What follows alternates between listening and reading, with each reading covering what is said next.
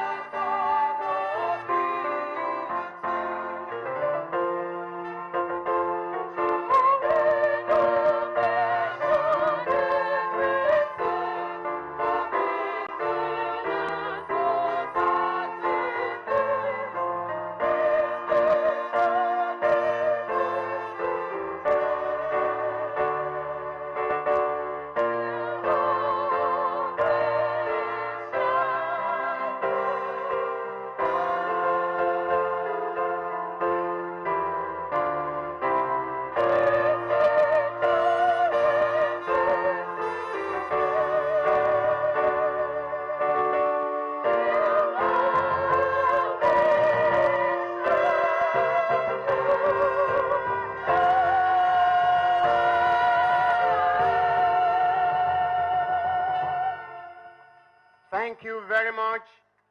I guess while we remain standing, the Chancellor, Chrisland University, High Chief Dr. Winifred Awushika. Permit me to call for the opening prayer by the University Chaplain.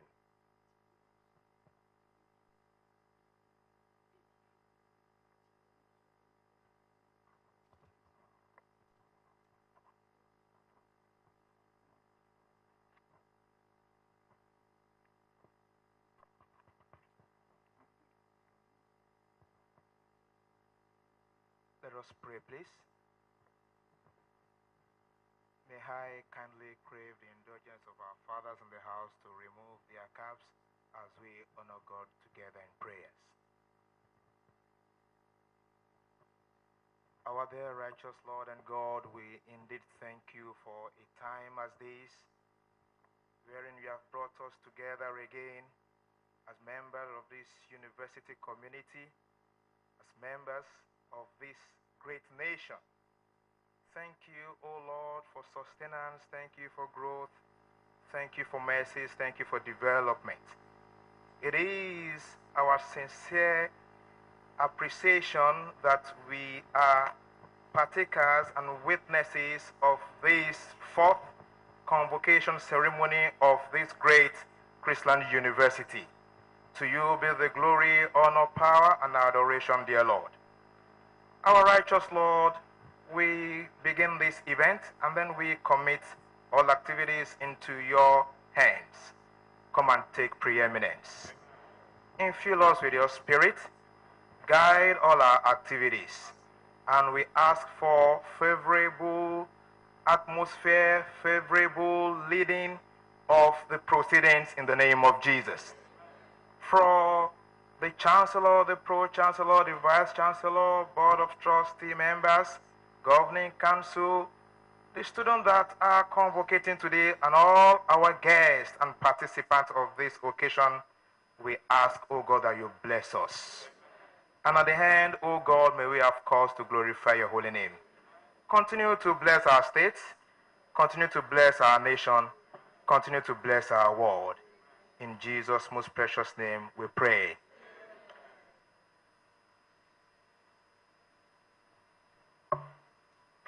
Thank you very much. You may be seated.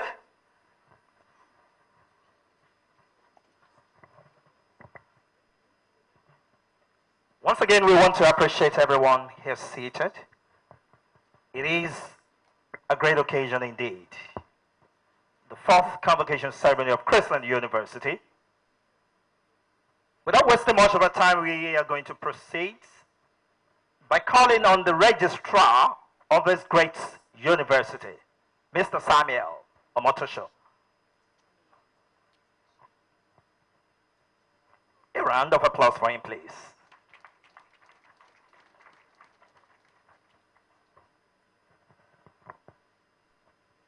Chancellor. Your Excellencies, Chancellor of the University Board of Trustees, University Governing Council and Senate, Your Royal Highnesses, distinguished invited guests, my Lords Spiritual and Temporal, the Executive Secretary of NUC, very distinguished parents, and lucky graduates, ladies and gentlemen, the purpose of this convocation is for the award of first degrees and presentation of prizes as approved by the Senate in line with Article 9, Subsection 2C of Chrisland University Law. The Chancellor, High Chief Dr. Mrs. Winifred A. Awoshika, OON, is to preside over the convocation.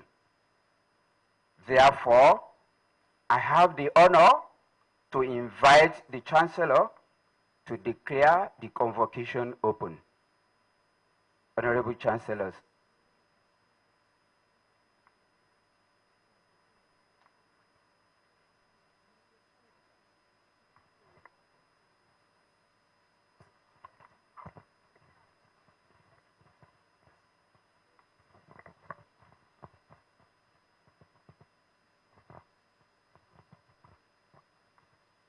In the mighty name of God Almighty, I declare this congregation open.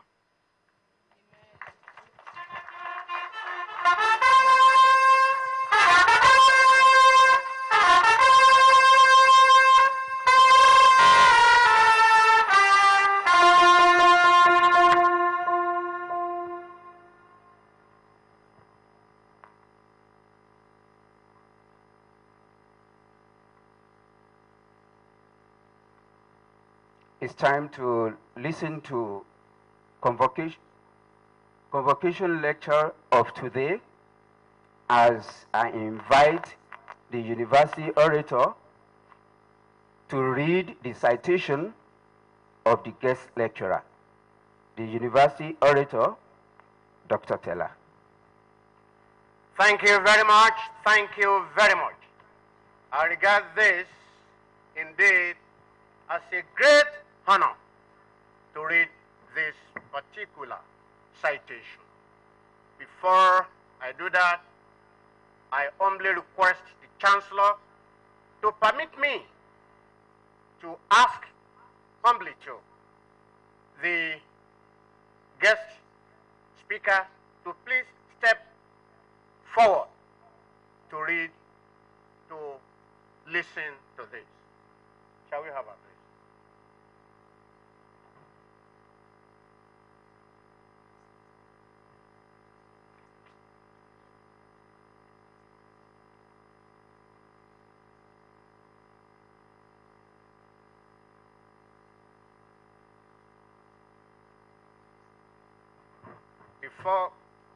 Before I do that, I would like to read a citation. Profile of Dr. Mrs. Ajorisha Diri. People mispronounce that name. Dr. Mrs. Ajorisha Diri Awushika. M-F-R-M-N-I. Dr. Mrs. Ajorisha Diri Josephine Awushika ni Okutiebo. I normally, when I was young, call Shiv Samuel Okutiebo, Umini Ejo, meaning nothing stops the breeze. She was born in Saple, Delta State. Dr. Mrs. Awoshika is an accomplished administrator with over 3.5 decades of experience in public sector governance. She was the pioneer national coordinator chief executive of the National Program on Immunization, Director Parastatals in the Office of the Head of the Civil Service of the Federation, Director, Department of Community Relations and Youth Development in the Ministry of Niger Delta Affairs, and rose to the level of Permanent Secretary in the Ministries of Interior, Career Management Office, CMO, in the Office of the Head of the Civil Service of the Federation, Federal Ministry of Science and Technology, and Federal Ministry of Power. In her career pathway, she attended the National Institute for Policy and Strategic Studies, NIPS, Kuru, Plateau State, in year 2005-2006, where she obtained a member of National Institute, MNI. She retired as the Federal Permanent Secretary in January 2013. Dr. Mrs. Awoshika joined the board of Access Bank in April 2013 as an independent, non-executive director, and has been the chairman and vice chairman of the Board Credit and Finance Committee and the Board Audit Committee, respectively, in addition to membership of other board committees. Dr. Mrs. Awoshika is a member of the Board of Advisors of Africa Initiative for Governance, AIG, Advisory Council to the Olu of Warri, Council of University of Warri, and member governing board of the Nigerian Prize of Leadership. A fellow of the Pharmaceutical Society of Nigeria, PSN, West African Postgraduate College of Pharmacy. She holds Master's in Pharmacy in Clinical Pharmacy, a doctorate degree PhD in Pharmaceutical Technology from the University of Bradford, United Kingdom in 1981 and 1985, respectively. Obtained a postdoctoral certification in clinical pharmacy from the University of Leeds Teaching Hospital, United Kingdom. She is currently chairman of Access Bank PLC, Chief Executive Officer, Josephine Consulting Limited, a non-executive director of Capital Express Assurance Limited, and chairman of International Foundation Against Infectious Disease in Nigeria, IFAIN, and past chairman of CHAMS PLC. She is the initiator of the Christian Benevolent Foundation, a non-profit organization based in Lagos, here in Nigeria, whose main goals and objective is to cater for the needs of the needy and less privileged in the society. The Christian Benevolence has been catering for the less privileged and needy for the past 18 years. She is happily married to Dr. Olubayode Olugbenga Awushika, whom she always referred to as her greatest strength and support aside God the Almighty. They are blessed with 3 children and 5 grandchildren. The Chancellor, distinguished ladies and gentlemen, I present to you Dr. Mrs. Josephine Awoshika ni Okotiebo Omimi Ejo. Here she is.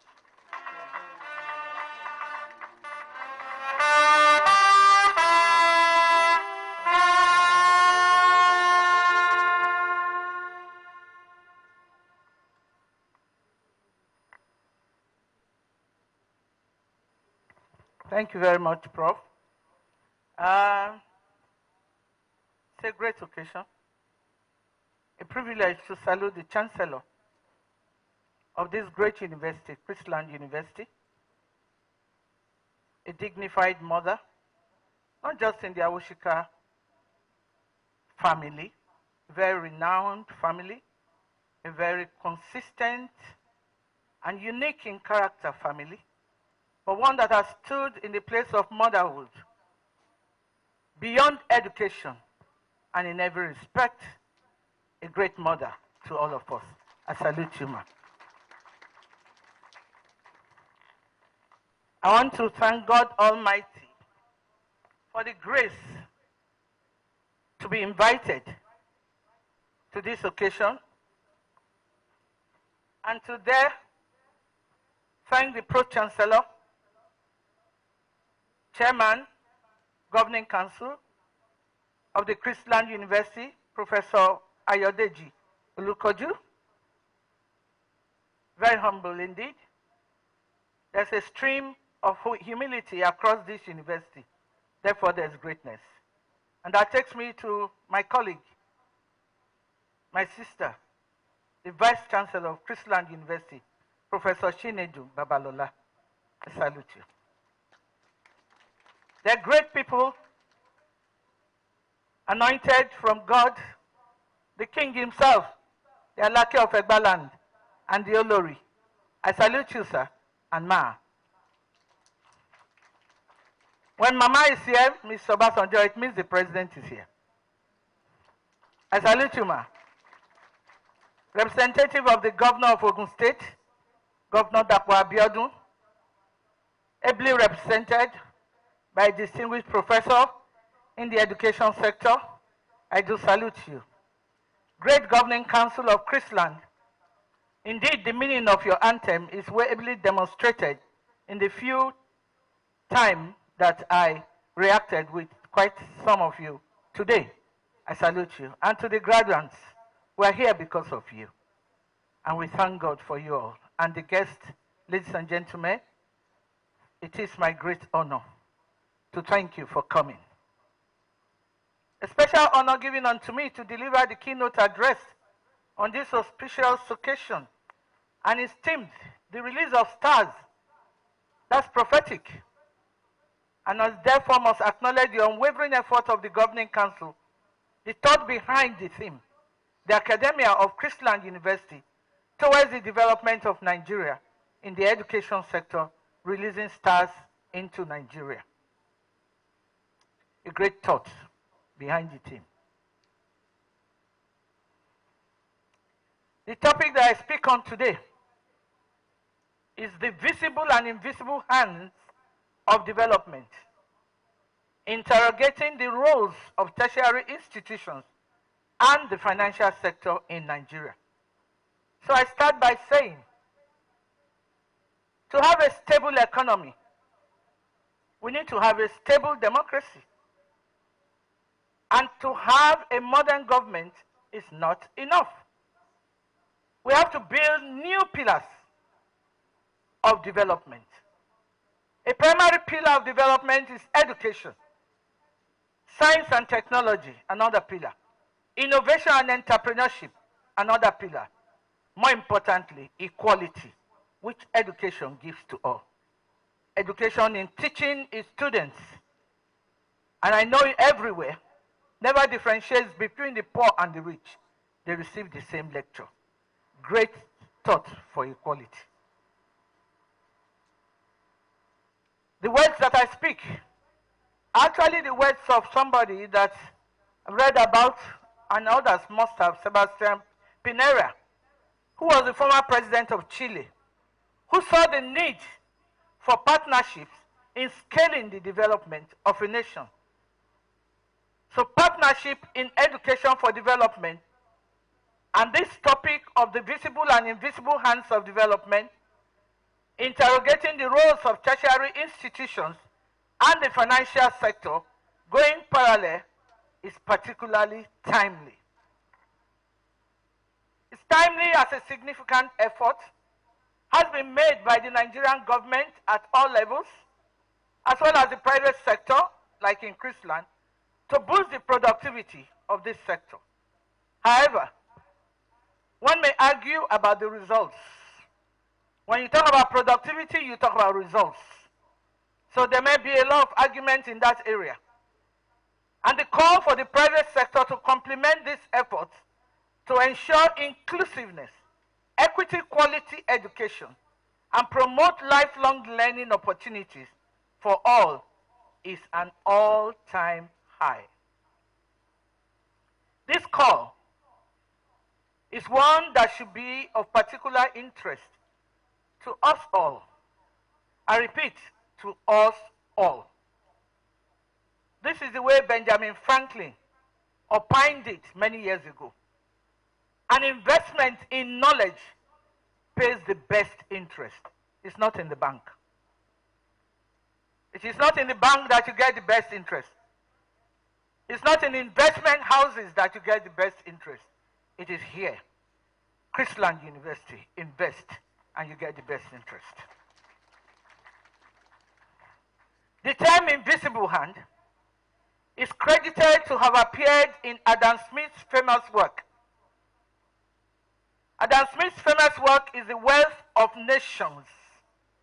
The Wealth of Nations.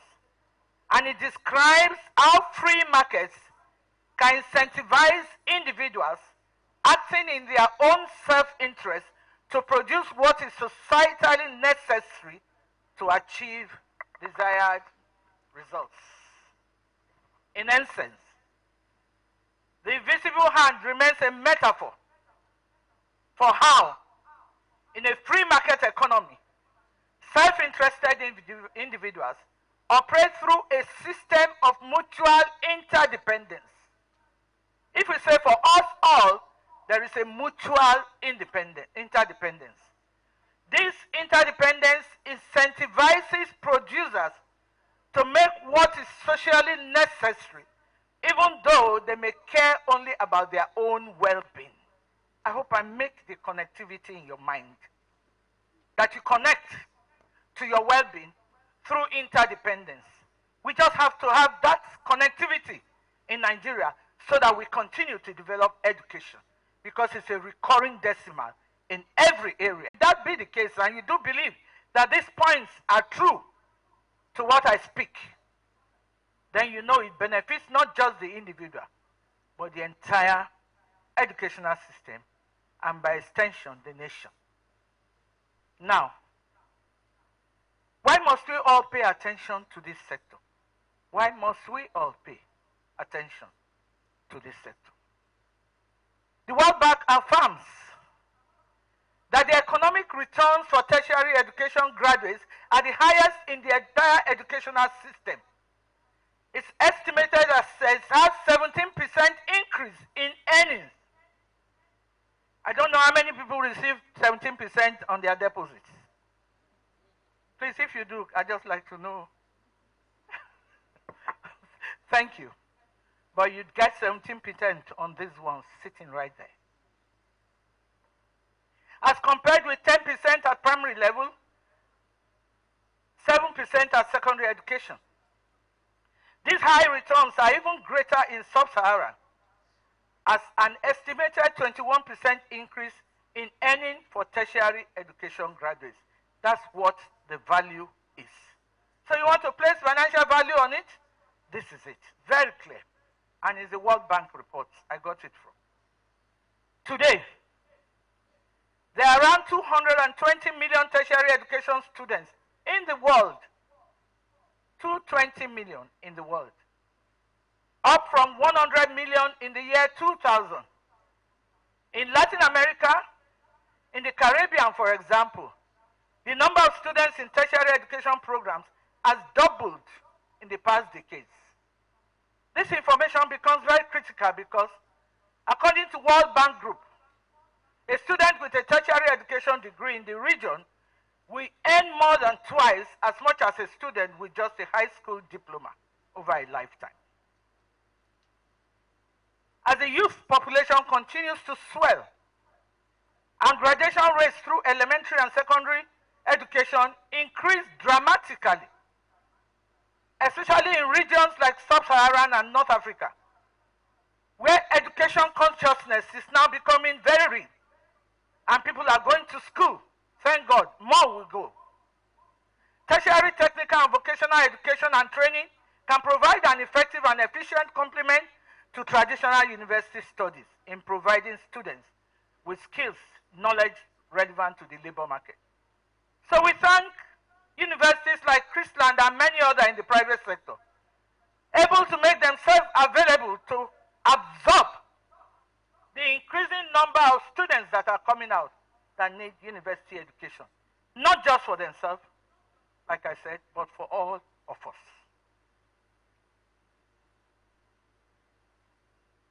As the youth population continues to swell, graduation rates through the elementary and secondary education continue to increase. Governments are increasingly understanding that the entire educational system from early childhood through tertiary education must reflect the social and economic needs of the global knowledge economy. Knowledge economy has become a subject of today, but it starts from there. This increasingly demands a better trained, more skilled, and adaptable workforce. However, challenges remain. Even with the larger pool of graduates of tertiary education, many do not have locally relevant skills needed for successful integration into the labor market. At the same time, larger number of students increase the strain on publicly funded institutions of higher learning. And many countries with limited resources are struggling to finance the growing needs of a larger student body without compromising the quality of their education offerings. Tertiary education also is out of reach for many Nigerian poorest and the most marginalized in sub-Saharan Africa. Only 9% of the traditional age cohort for tertiary education continues from secondary to tertiary education. It's a sad story. We need to change it. The lowest regional enrollment rate in the entire world. Should that be the case? No. Not a land that is resourced by God like Nigeria. This is a worrying statistic, one that begs for immediate positive action from all players within the region.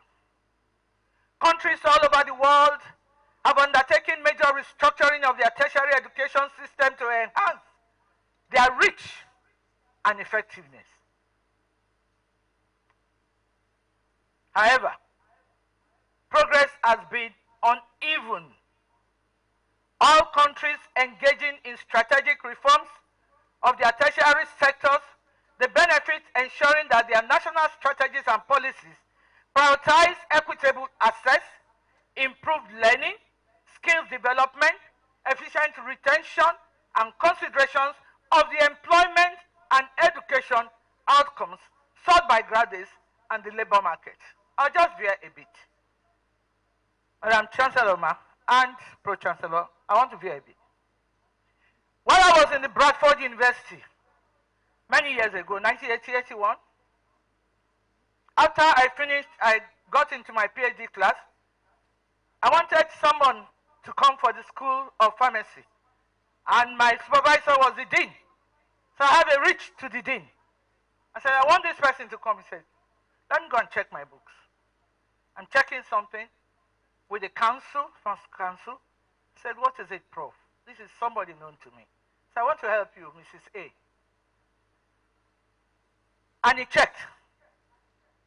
He said, there will be no job for that person by the time he finishes at the date. I said, he's going back to Nigeria. He said, but you know, if he or she decides to do internship here in the UK, she'll be entitled to a job.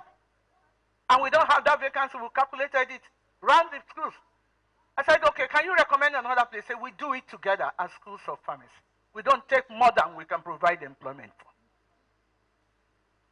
It's time we get things done. That policies and academic degrees need to be strategically tailored to fit the needs of the local society and our economy. Only then can governments realize the gains in the primary that they've taken to the secondary attainment through to tertiary education. There must be access and progression, and these successes increase and sustain our economic and social development. Let's not deceive ourselves. When we say the future of tomorrow, let's plan for tomorrow.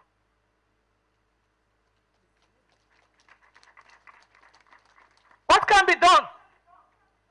So it's not a talk shop. Because more than people who can do are in this room today. As the world seeks to build back better into a new era of green and equitable economic growth, tertiary education systems are at the heart of the big transformations required throughout economies and societies. It's a task. Tertiary education is vital for the development of human capital and innovation. And I see Chrisland for God and humanity. You are called. Strategic and effective investment in tertiary education. And I say the word strategic and effective investment. Just like you search for the best place to go and put your money and earn more interest.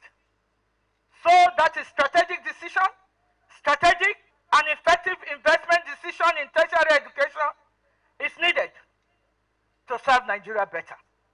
From the poorest to the richest, by developing its talents and leadership pool, generating and applying knowledge to local and global challenges, and participating in the global knowledge economy. We have enablement.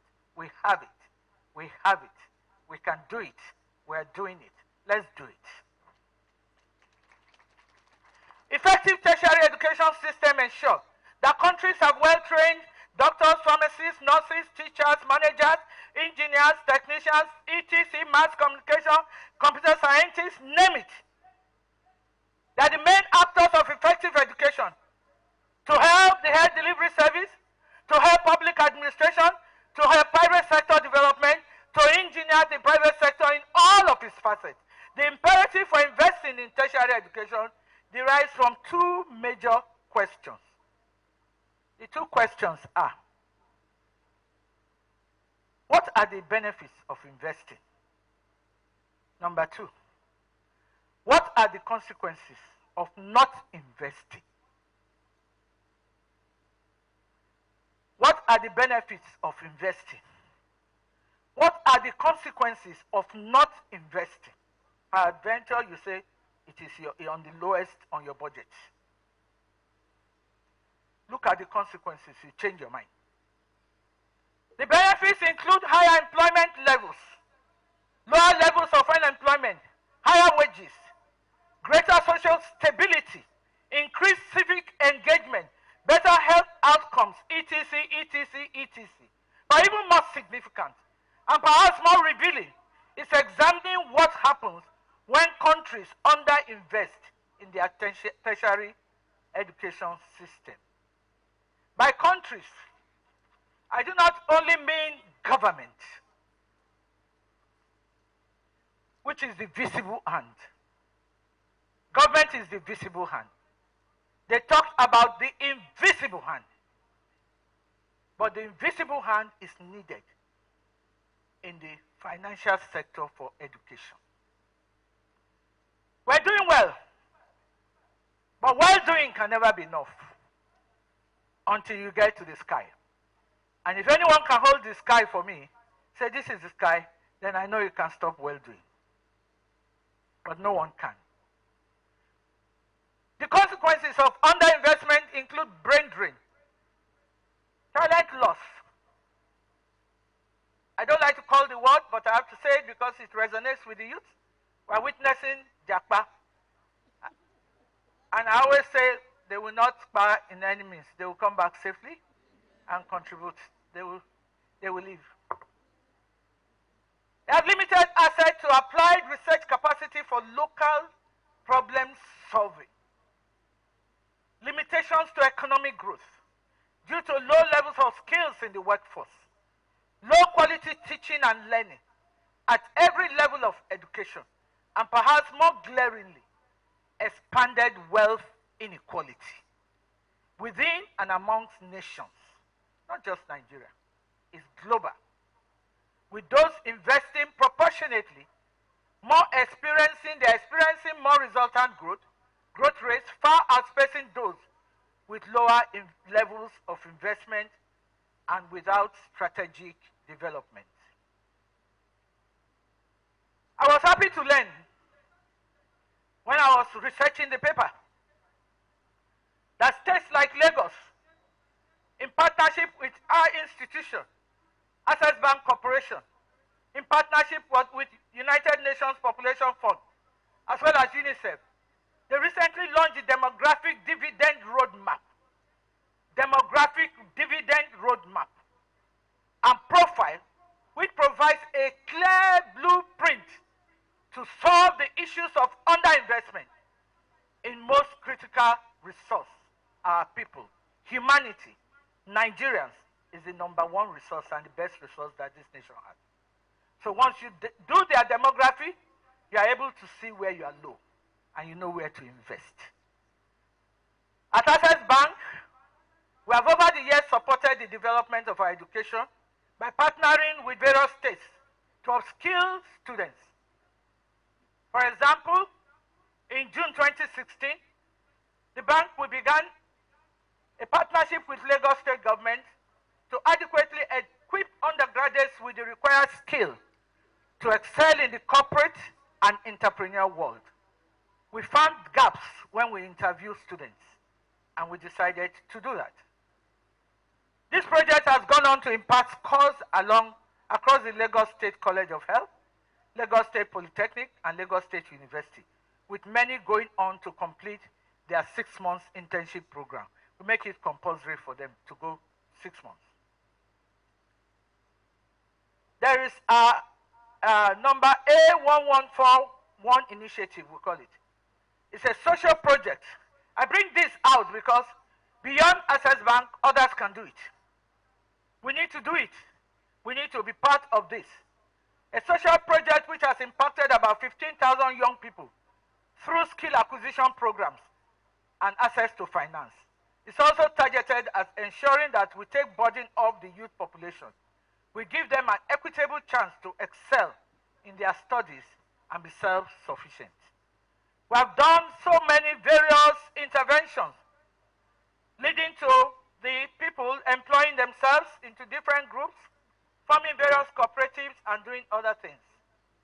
While all this underscores our continued commitment to driving sustainable initiatives in the communities in which we operate, we know much more needs to be done. Much more needs to be done even by us and every one of us in and out of this room. If we are able to achieve sustainability vision, we will be excited about the potential and the promise that is offered by the rich curriculum and the self-development modules that graduates obtain from institutions like Chrisland University. I got this from your details. I see that you have rich development modules, and we need to clap for them, really, for that.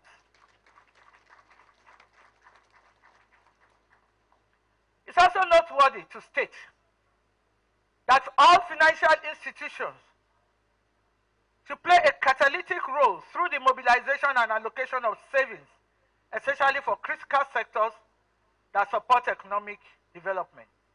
The financial system provides economics of scale for the execution of government policies. We can't leave it to them alone, whilst ensuring that non-inflationary growth, exchange rate stability, balance of payments equilibrium, and employment is in place. I want to veer a bit. Nigeria likes a single story narrative. Naira, dollar narrative. Debt narrative. Poverty narrative. Yes, we have other narratives, like what we have seen in this room, in spite of debt, in spite of the 42 trillion debt, in spite of the poverty, in spite of all the narratives that have gone. We are in this room today celebrating these great people going back into the world. We do need to change the narrative for a hope to be built in them that they can and they will do something that will do Chrisland proud. We must include them in our thoughts as we speak. It's not just financial inclusion. Social inclusion demands that we are responsible one to the other, as well as the availability and usage of the formal financial system by all members of our economy. It has become an imperative tool for stimulating growth, allowing efficiency of allocation of productive resources, and in turn, leading to decline of the capital costs that we see today. We must all be part of bringing it down. How can progress be achieved? How? How? The World Bank offered 5 initiatives. They are instructive building blocks. I use the word, they are instructive building blocks. You know, somebody gives you an instruction, it's helping you to build the blocks. Look at how you will pad it. Look at how you will put cement and mix your consistency of cement that will bring the blocks together. They are building blocks. We're not going to wait for them to come and do it for us. We are going to use their building blocks because those blocks were out of experience in all parts of the world. We don't throw it away.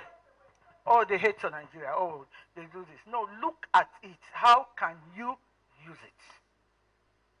The first one is strategically diversify the systems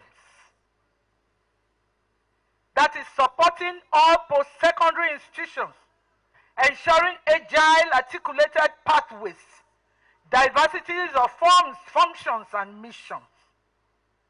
This entails developing future-oriented strategies that center on a strong contribution of tertiary education, not only to growth and competitiveness, but also to social cohesion and human development.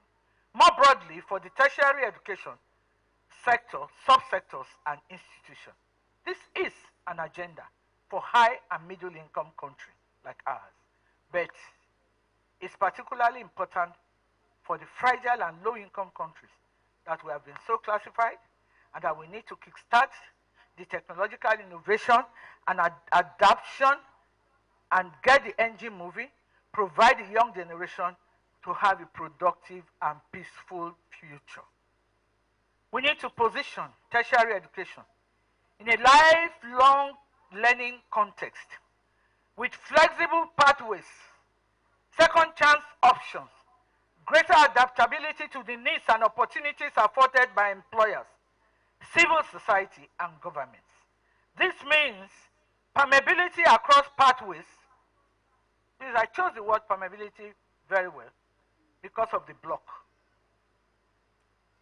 Across pathways and providers, modularization of learning offers, and student-centered credit system to allow for flexible pathways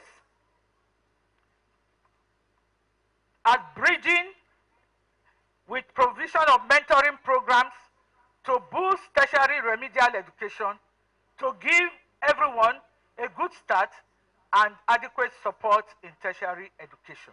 So it does not stop today. It goes on. The second aspect is technology. Technology pillar.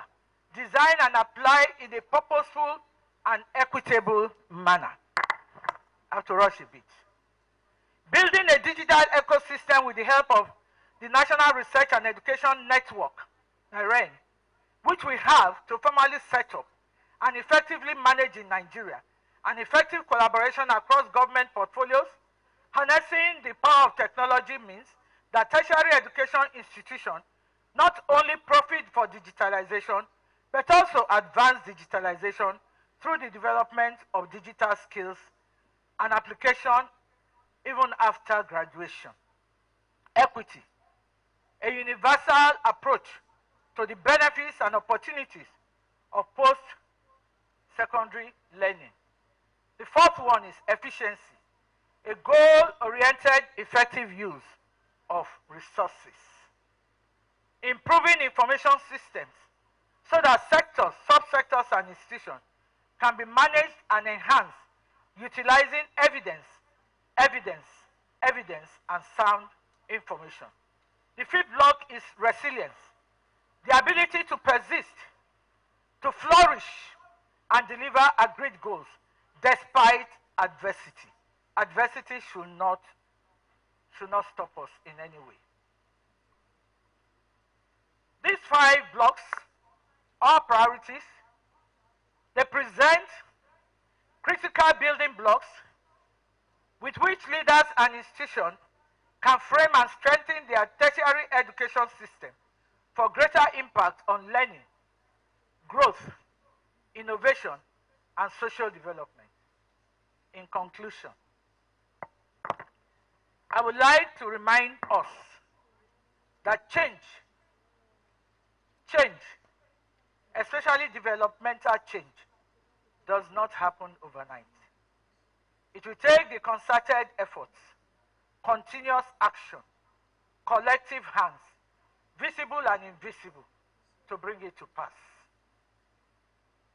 At our end in access, that's what we do. I therefore encourage all of us to tap in, rethink our approach, have partnership in place, play our role, our vision for this great country and for this great university to make everything come to pass.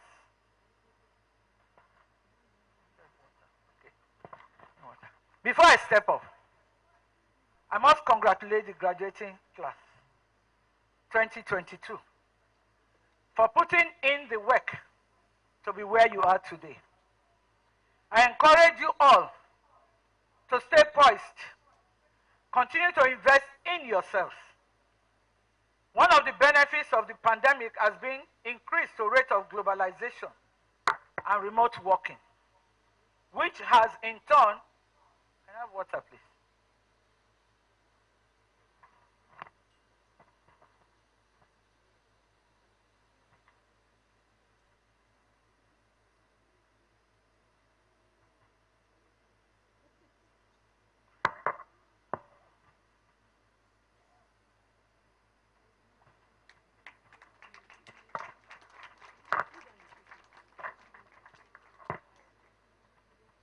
Has in turn increased the access to opportunities for the young population.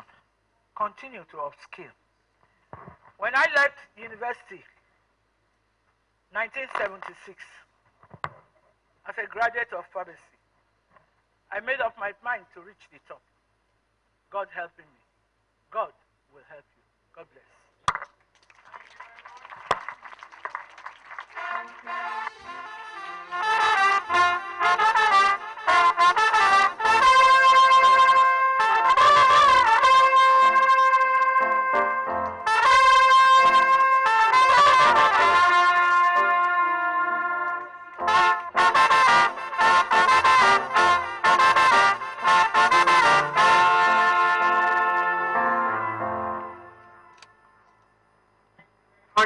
Thank you very much. Thank you very much. You have given us 5 blocks. If you permit me, I would like to add another block, which is the 6th block. That is water of gratitude. And that is the same water you drank just now. And let us appreciate her, Dr. Mrs. Ajorisha Deri Awoyishika. For the information of our audience, let me say that this great daughter. That was the convocation lecture delivered by the man that established the Central Bank of Nigeria, and of course, the man that pioneered ADB, now AFDB, Africa Development Bank. Who is that person? Chief Samuel Okotiebo Omimi Ejo. Nothing stops the breeze. Distinguished ladies and gentlemen, let me step aside to my colleague who will lead us further. Thank you. That was the convocation lecture delivered by Dr. Mrs. Ajorishere Awoshika, who happens to be the managing director of Access Bank. Of course, referencing Benjamin Franklin's quote that an investment in knowledge pays the best interest. She said no investment in knowledge is a waste, no matter how huge it is. She lamented the current situation where only 9% of students in Africa move on to tertiary institutions after secondary education. And of course, she stressed the need for all to work to arrest the worrisome situation. She also went ahead to commend Chrisland University for the good works it is doing in contributing its own quota in the education sector, because indeed government cannot do it all alone. She thereafter emphasized the need for degrees to be designed in order to meet the socio-economic needs of society, because only then can the society benefit from institutions churning out graduates like we are having here today. In the course of the lecture, we had the wife of the Ogun State governor join the event in person of Mrs. Bamidele Abiodun. I hand you over to Fola. Ìdánilẹ́kọ̀ọ́ èyí tí ọ̀mọ̀wé arábìnrin Ajorishere Awoshika tó jẹ́ Ajorishere Awoshika tó jẹ́ alága fún ilé ìfowópamọ́sí Access tí ó jẹ́ olùdánilẹ́kọ̀ọ́ níbi ayẹyẹ náà gbé kalẹ̀ ló ti ṣàlàyé wípé kò sí ẹ̀kọ́ kankan èyí tí ó ṣòfò, àti wípé ìwọ̀nba àwọn akẹ́kọ̀ọ́ díẹ̀ ni wọ́n máa ń tẹ̀síwájú fún ẹ̀kọ́ ìmọ̀ ilé ẹ̀kọ́ yunifásítì lẹ́yìn ìwé mẹ́wàá tí wọ́n bá ti kà. Bí ìdánilẹ́kọ̀ọ́ náà sì ṣe ń lọ lọ́wọ́ ni aya gómìnà ìpínlẹ̀ Ògùn arábìnrin Bámidélé Abíọ́dún wọlé síbi ayẹyẹ pàtàkì ọ̀hún, èyí tó jẹ́ ayẹyẹ ìrónilágbára fún àwọn akẹ́kọ̀ọ́ gboyè èyí tí wọ́n ń gba ìwé ẹ̀rí ìmọ̀ ìjìnlẹ̀ nínú ẹ̀kọ́ nílé ẹ̀kọ́ ńlá yunifásítì ti Chrisland nílùú Abeokuta.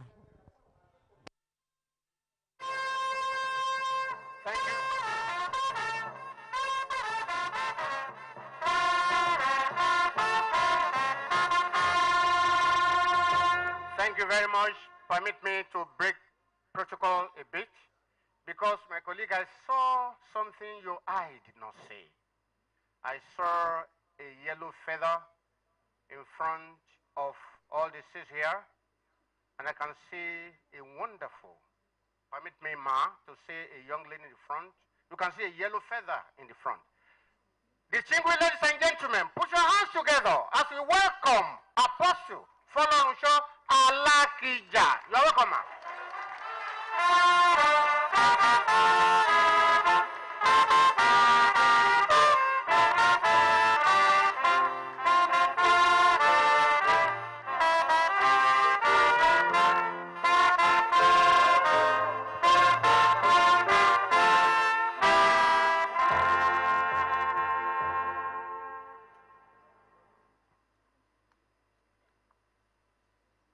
Chancellor, I have the honor to invite the Vice Chancellor to deliver our welcome address.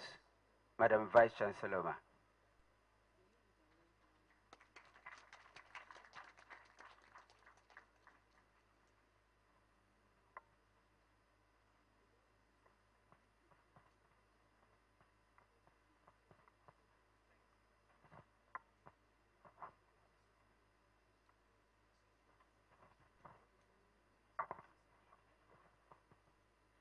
Your Excellencies, the Chancellor of the University, special guest of honor, distinguished invited guests, ladies and gentlemen, permit me to run through this protocol since I am the Vice Chancellor.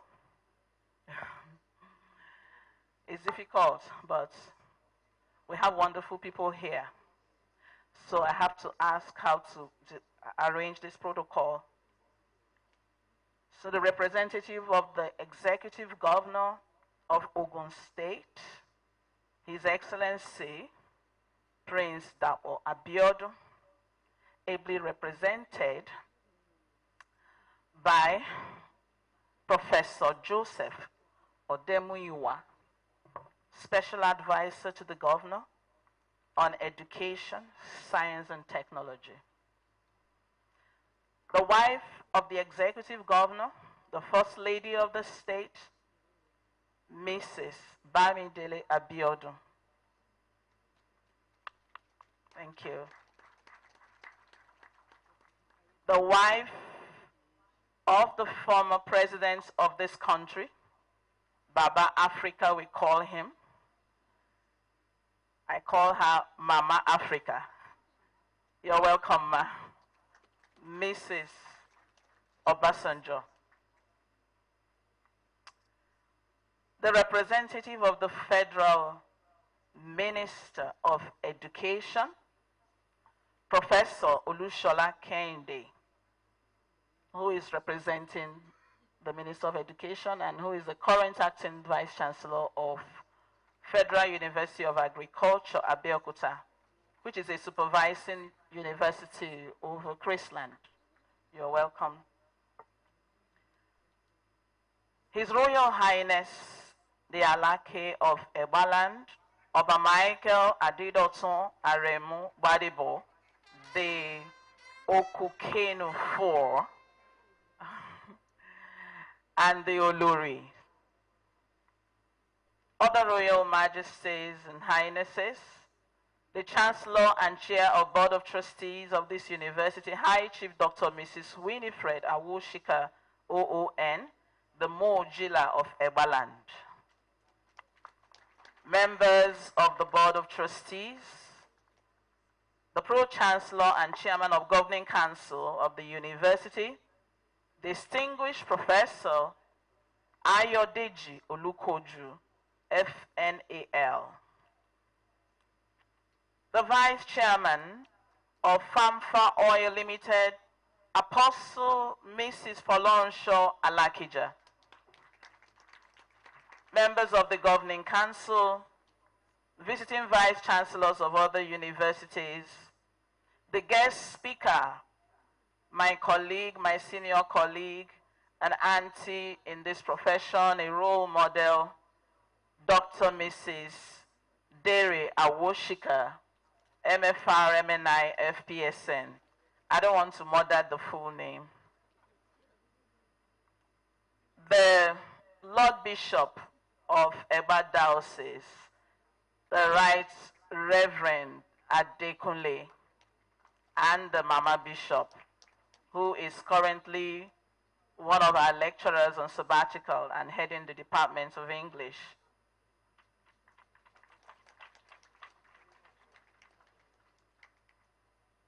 My Lord Spiritual and Temporal, the Registrar, the Acting Bursar, Deans, Directors, Heads of Departments, visiting Principal Officers of other universities, members of Senate, members of Chrisland University Alumni Association, all members of staff of the university, friends of the university, parents and guardians, the graduating set, our 52 stars, tag the Eagles. Where are you?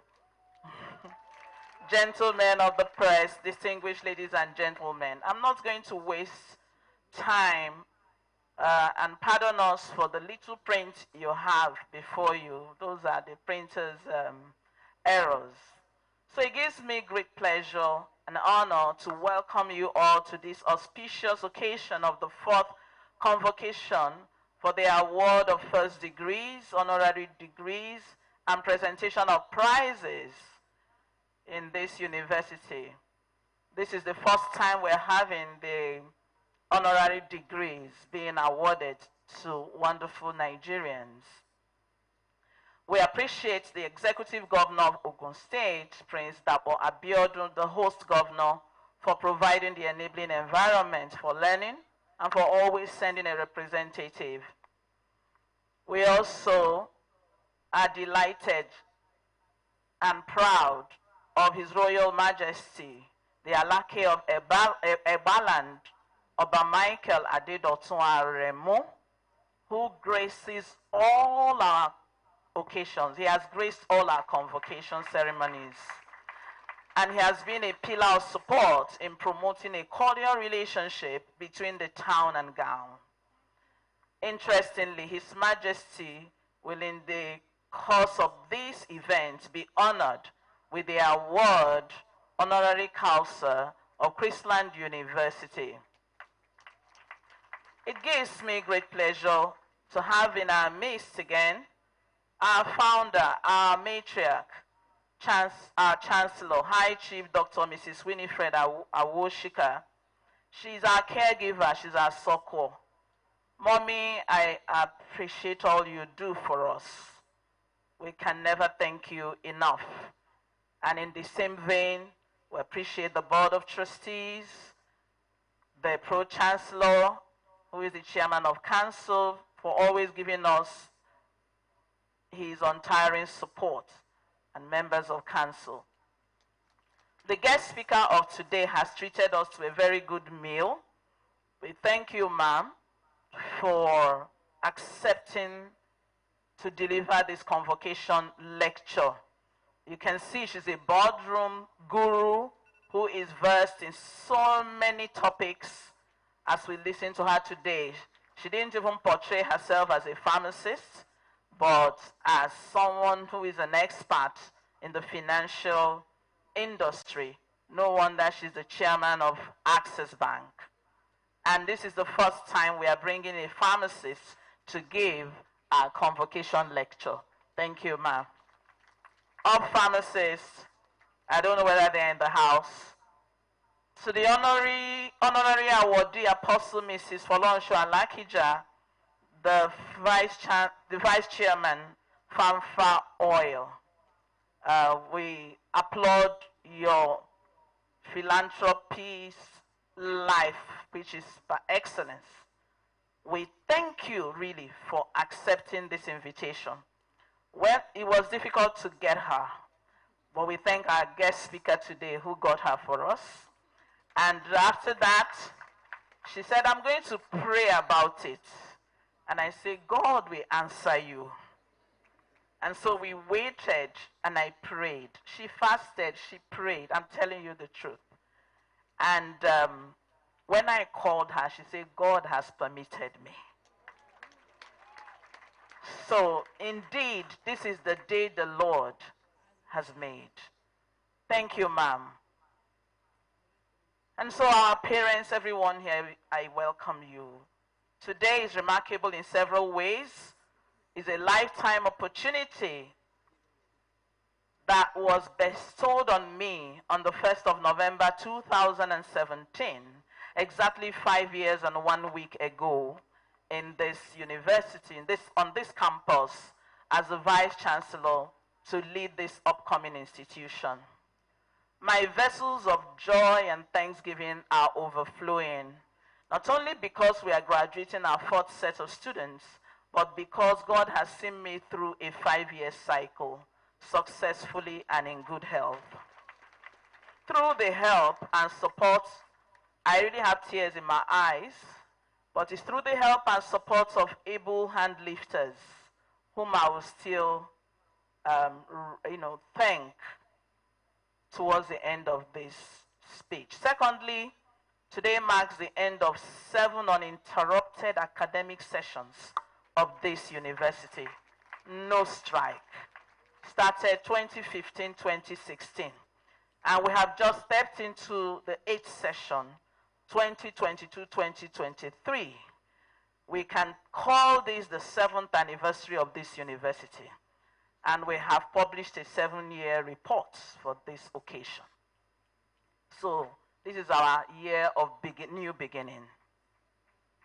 Third, having come of age, today's convocation is the first time the university will be awarding honorary degrees to 2 distinguished and accomplished Nigerians. Fourth, our eyes spotted for the first time a guest speaker who is a pharmacist and who has delivered a wonderful lecture. She's not only the chairman of Access Bank, she's an honorary consul of Czech Republic. Fifth, this is the first time the university has named a road since inception after the Alake of Egbaland. That was done this morning. Sixth, our graduates have increased over these years from humble beginning of releasing 7 stars to releasing 52 stars today. And by next session, we will definitely be graduating students in their hundreds. Indeed, the young is growing. Seventh, the Department of English Language is graduating a student today for the first time. And that graduate is Miss Olori Omotola, who made a first class. She is also the first beneficiary of the Chancellor's Scholarship Scheme. Your Excellencies, distinguished ladies and gentlemen, the graduates of today span across different departments in 2 colleges. Permit me to call them for short, commas, and corners. Unlike last year, when we released maybe fewer stars and fewer first class, this year we are releasing 9 first class, 27 second class upper, 14 second class lower division, and 2 third class. All of them have honors. The best graduating student, Miss Toluwalashe Afolabi, graduated with a CGPA of 4.92 out of 5 from the Department of Biochemistry, making her the valedictorian. It is our prayer that these stars of today will fly the flag of Chrisland University to all corners of the globe with pride and honor. Your Excellencies, distinguished ladies and gentlemen, we place premium on good character as part of education because education devoid of character is a menace. Hence, we will be awarding prizes to the best behaved male, Mr. Jeremiah Owolu of Department of Accounting, and the best behaved female, Miss Adeshola Johnson of Department of Criminology and Security Studies.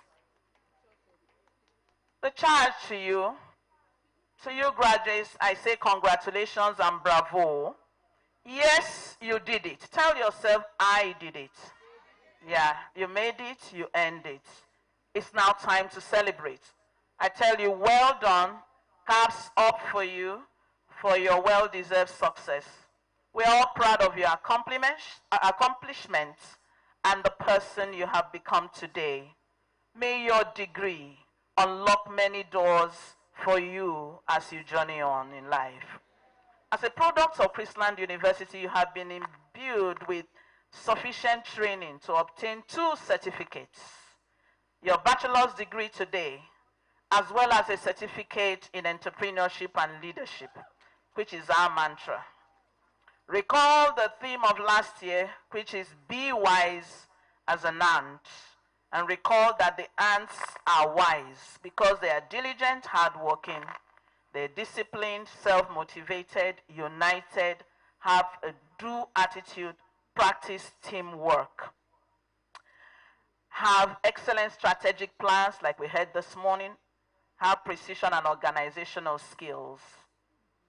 You have learned all of this during your training in this university.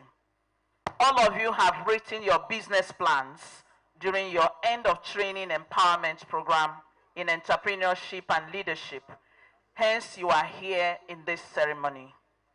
Today, the prize winner for Innovate Chrisland which my husband and I endowed, will go to Mr. Victor Omoni of computer science, who scored the highest in evaluation of his entrepreneurial skills and business plans. We have maintained the fact that every student will graduate with a second certificate. We therefore send you forth to conquer your higher ground. Hold on to these quotes. Do not follow where the path may lead. Go instead where there is no path and leave a trail. I quote Ralph Emerson. The future belongs to those who believe in the beauty of their dreams. That quote is by Roosevelt. Graduation is an exciting time and marks both an ending and a beginning. This 8th session is tagged our era of new beginning and new things. Make it your motto. When you think about the last 3 or 4 years, you will probably remember that your greatest lessons came from outside the classroom. Therefore, always remind yourself that learning does not stop here. Today is a milestone that tells you how far you have come. Keep learning, keep trying, keep accomplishing, keep dreaming, keep innovating, and keep venturing. Many organizations are stronger and run far when there is partnership. So we encourage you to partner with each other. In this epoch-making event, you have cited here role models who are still running with their visions and dreams and who are in their 70s and 80s and maybe 90s.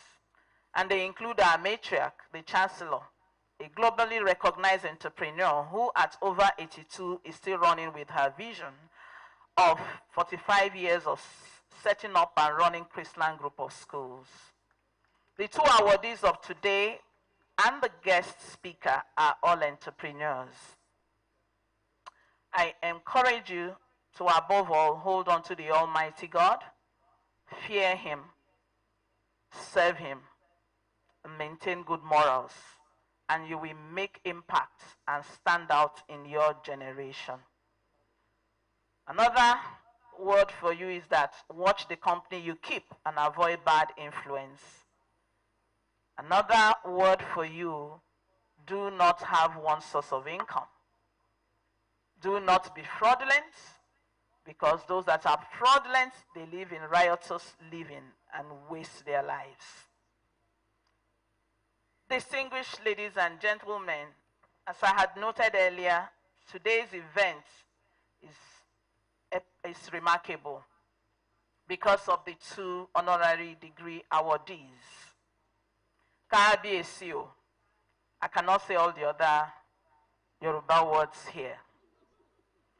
Kábíyèsí was selected because he's a foremost traditional ruler. His Majesty is also an accomplished administrator with demonstrable leadership qualities. He loves education and does not hide his love for Chrisland University. In addition to this award, a road has been named, and that's a major road here, Oba Adedotun Aremu Badebo Road. The second awardee of today is an achiever, entrepreneur, philanthropist, and a woman of virtue with a golden heart, Apostle Folorunsho Alakija. She's an icon and a trailblazer. We've read so many things about her. The second richest woman in Africa. I must confess that I've always admired her from a distance. So I'm seeing her for the first time today. And it has always been my desire to attract her to Chrisland family, to become a member of this organization. And we praise her for her foundation called Rose of Sharon, which is reaching out to many vulnerable people, especially widows. She is indeed worthy of emulation. We have talked about the guest speaker. We have listened to her topic, the visible and invisible hands of development, interrogating the roles of tertiary institutions and the financial sector in Nigeria. I'll just mention a few achievements. I went back to my speech on 1st of November 2017, where I set up 7 strategic goals. 1, staff development and welfare. 2, curriculum review in line with global standards. Transformational teaching and learning activities. Increase in student recruitment. Drive for resource mobilization and internally generated IGR. Research and innovation and service. And finally, students' conduct and welfare. I can say that God has helped to achieve almost all and beyond at various degrees. Details can be found later on in the book you're holding.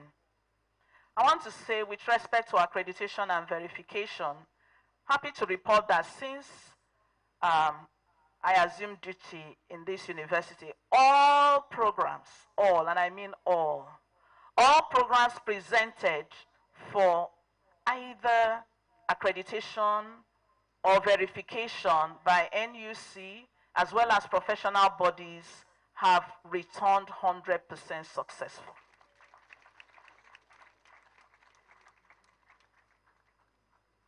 Similarly, yeah, I've said that, all our professional programs. Again, the university obtained food license in 1998. In 2018, that's an error. 2 colleges, College of Basic Medical Sciences and College of Law, have been added to this university. 14 new programs have been added, including nursing, doctor of physiotherapy. This is one of the first institutions running doctor of physiotherapy, and we're in our 4th year. Others are medical lab science, cyber security, software engineering. Just recently, when the registrar of Nursing and Midwifery Council visited this university, that is Dr. Farouk Umar Abubakar, with his team in May 2022, he was so impressed, and he gave us an opportunity to upgrade the departments of nursing to a faculty of nursing. And in less than 1 year, in just a few months, increase the student quota from 50 to 150, if we are going to abide by that. And I want to announce today that the BOT, the Governing Council, the Senate have approved that faculty status. NUC ranking. NUC did a ranking, recently in 2021. Howbeit, only 113 universities participated. So we shone brightly. We are rated 17th among all the universities and 9th among the private universities. The universities shakes hands with other institutions. So we have MOUs and collaborations. Ladies and gentlemen, we appreciate the importance of collaboration. And we want to report that 12 reputable bodies and organizations have signed MOUs with us, including hospitals and others. Carnegie Fellowship, we received a Carnegie Fellow, Dr. Oluwawoshoga, from Lethbridge University. And after his stay here, he sponsored a Center for Statistics, which has transited into Statistical and Research Unit. And through him, 2 professors have become Prentice Fellows of Lethbridge University. And some of our graduates are now getting admission into that university in Canada. Early this year, United States Consulate visited Chrisland University, led by Mrs. Jennifer Foltz, and donated what is called eLibrary USA, that has all the resources you can imagine in the world. Shortly after that, the team visited us again with 6 Fulbright scholars to establish better relationship and to boost our research and development. Community service, the university has continued to keep to its cardinal objective of providing quality social services and maintaining robust town and gown relationship with our host community. Students and faculty from various programs plan their annual weeks, plan excursions, donate items to prisons, correctional centers, and many places. The Police Community Relations Committee, PCRC, has also recognized Chrisland University as one of their centers and made the Vice Chancellor their state patron. During the COVID, this university manufactured alcohol sprays, hand sanitizers, and donated to the Alake of Ebaland as well as the government of Ogun State. Security. The situation on campus has been relatively peaceful. The chancellor, came in here, drove in here yesterday, and she said, "I can feel peace. I can feel peace." And I was just overwhelmed. And this is what we hear whenever we have visitors. Whenever the accrediting bodies visit Chrisland University, oh, we love the serenity. We love the peace. I can only say it is the presence of God. It is Chrisland. It is Christian land. It is just the Lord. So the security situation has been good over the years. As we are here, NDLEA members are in our various hostels, checking the students. They partner with us, and they give us, they actually give us a mark as a drug-free campus. Yes, as I'm talking, they are here. We hold regular security meetings with other security bodies, DSS, police, ably led by Professor Falaye, the chairman for Council Committee on Security. And she will tell you, they all have glowing attributes to Chrisland University. Some of them say, oh, we've never had it that a university will partner with NDLEA or DSS. They've never had it, and they are so happy. Somebody said, this is the most peaceful campus in Nigeria. Thank you. Drug-free club activities. We have a drug-free club in this university.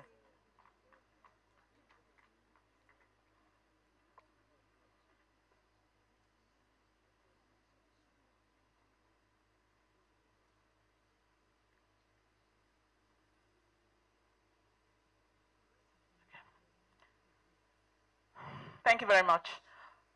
I just want to mention part of the things this administration promoted is called problem solving through competence-based teaching and learning education. We don't teach students to know. We teach them to know and to do. And we encourage the teachers or lecturers to use experiences around to teach the students. So we encourage them to evaluate them based on problem solving. It's part of our mission and vision. So we don't encourage cram and pour in this university. Our Chrisland University brand seeks to adopt skills that promote critical thinking, solutions to problems, while reducing regurgitation. So questions are, apart from sending questions to external examiners, we also monitor to ensure that questions are problem-solving based. In terms of attendance, only students who make the minimum attendance of 75 to 80% are eligible to sit for examinations. And the final results carry the attendance made available to students and parents. They will tell you here, if you don't make it, you won't do it. Commencement of part-time programs. Another good news from us is the commencement of part-time programs in the College of Arts, Management, and Social Sciences. We have just completed a cycle with 45 beneficiaries. We invite you to pass the good news around. Setting up of Center for Entrepreneurship and Development, that has been set up.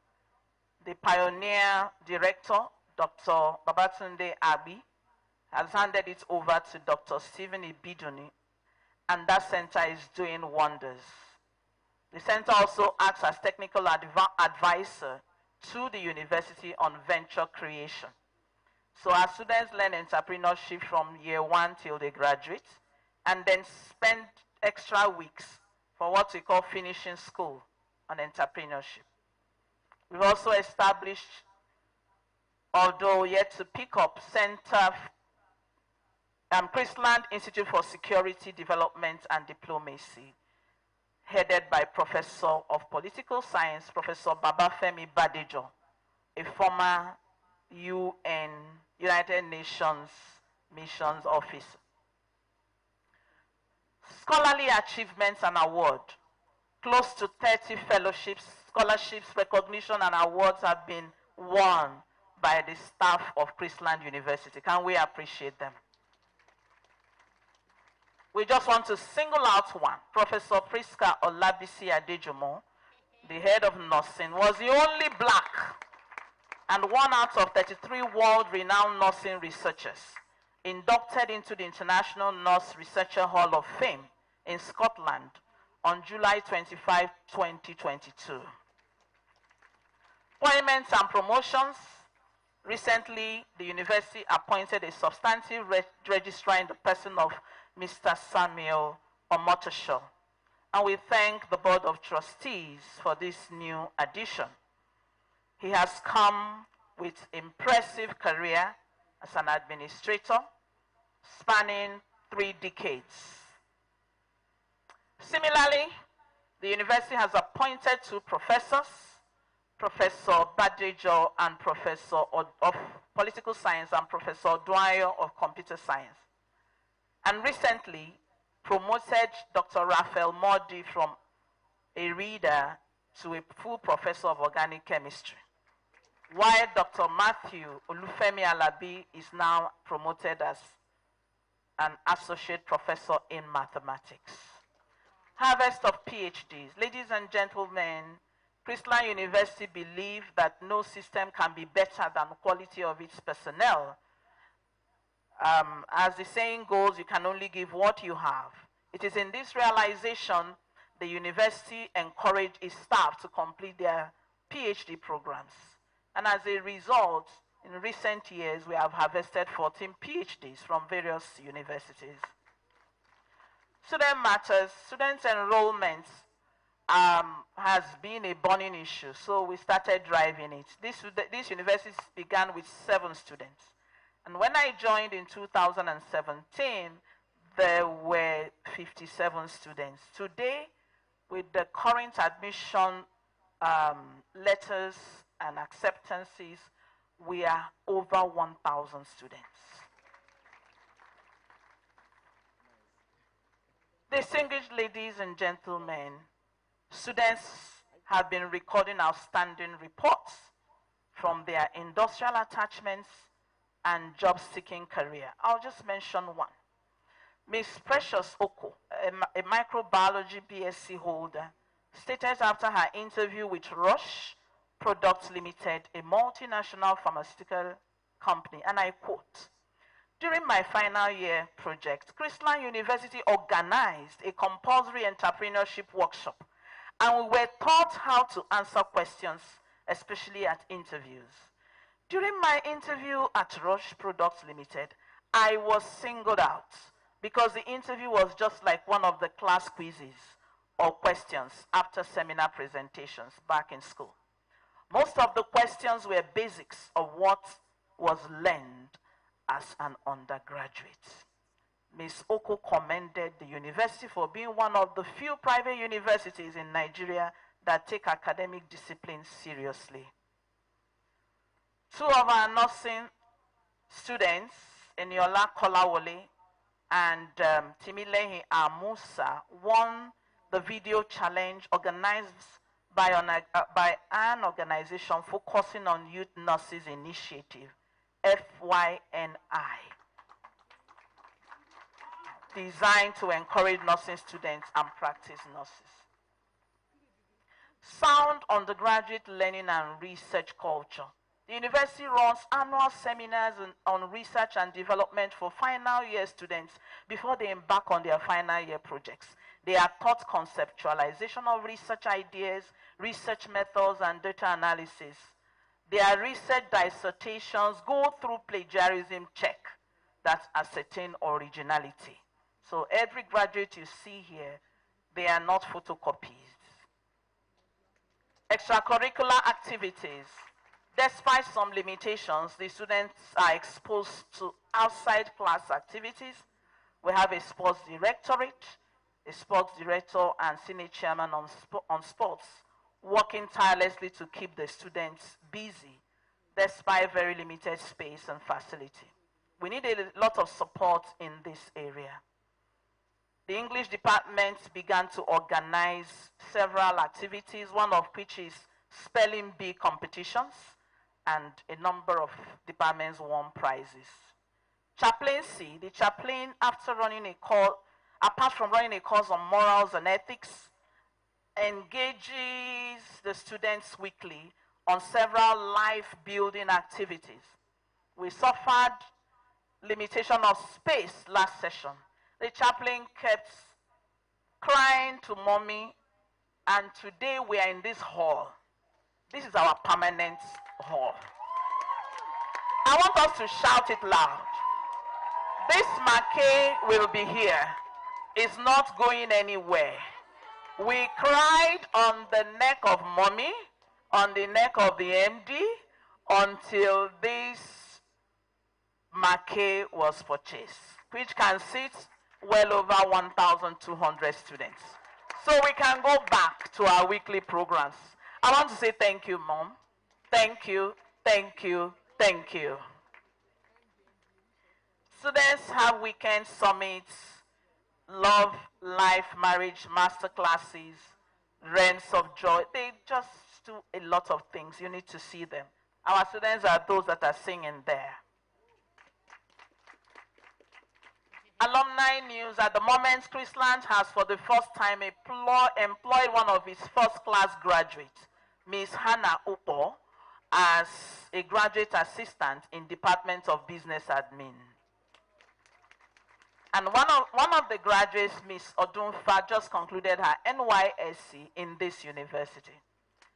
The best graduating student in 2021, Ms. Kave Mata, just concluded an internship in Access Bank through the scholarship by Mr. Ajebo J.I. Imogwede's Foundation. She's here to administer the alumni. Infrastructural development, we just dedicated the College of Law today. And we have 2 other buildings that were dedicated last year. And I want to announce here that approval for full possession of the permanent site at Owode is almost concluded. And we are very grateful to the Governor of Ogun State, extend our greetings. The future of Chrisland University as I end. What is the future of Chrisland University in the coming years? All I can see is a glorious future, bringing academic excellence and massively impacting the society. The future is bright for the university, considering the solid foundation it is built. New programs will be introduced while consolidating and strengthening existing programs in line with its core of intellectual radiance. I see, as I stand before Dr. Fashehu, I see colleges of medicine and pharmacy. And I see the establishment of a postgraduate college. We've just employed a sabbatical professor, Professor Babari Inde, to help us set up a postgraduate college. I see a better learning environment with more infrastructure and facilities that can accommodate more students and staff. I see development in the permanent site, Owode campus, while consolidating on the facilities in the current campus. I see institutionalization of research and development that will prepare staff to attract grants. I see our students and graduates standing out amongst their peers. I see better partnership and MOUs with local and international institutions. I see establishment of a standard quality assurance unit. I see a purpose-built entrepreneurship and innovation center. I see a center of language and culture, courtesy of the Chancellor. I see the footprints of donor agencies, philanthropists, and benefactors supporting this university. I see our Chrisland venture properly positioned to increase internally generated revenue. May God make them happen. Amen. Appreciation. Let us be grateful to the people who make us happy. They are the charming gardeners who make our souls blossom. A quote by Marcel Proust.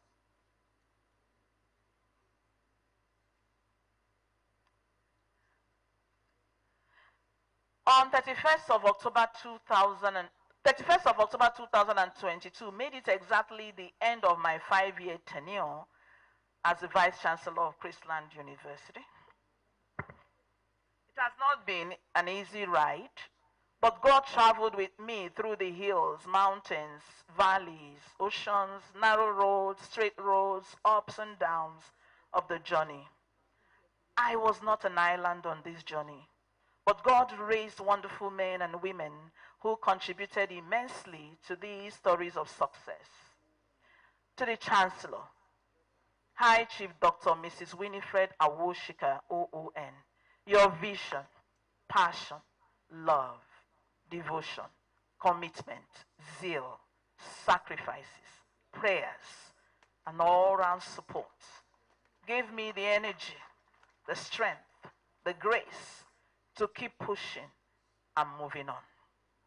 I am immensely grateful to you, Mama, our pillar of support and encouragement, for your unquenchable love for education and your belief that it is one of the most effective tools in the development of the total man in this society.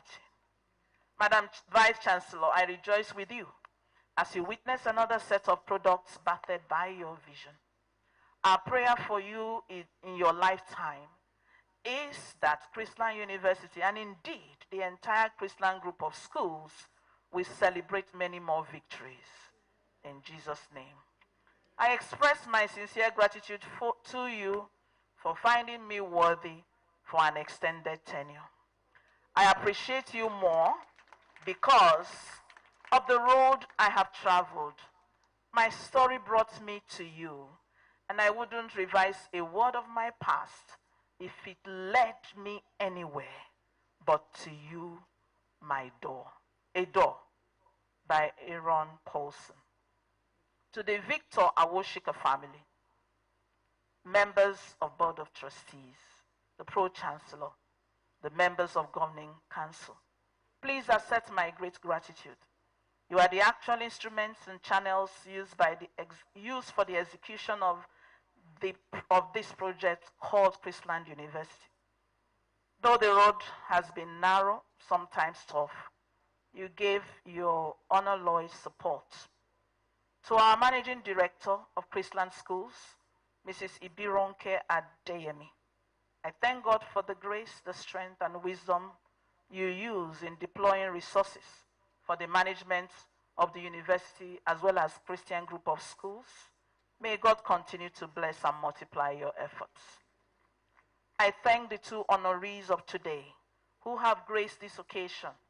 By this award that you will receive, you have automatically become members of Chrisland family. Please, let's clap for them.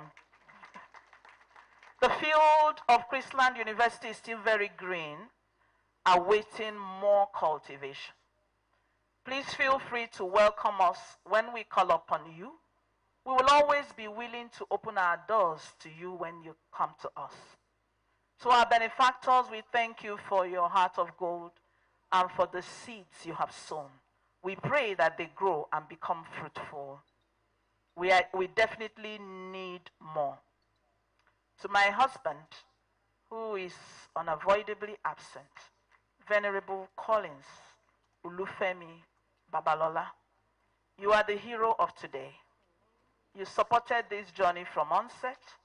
You bore the pressure of the job the most in the past 5 years.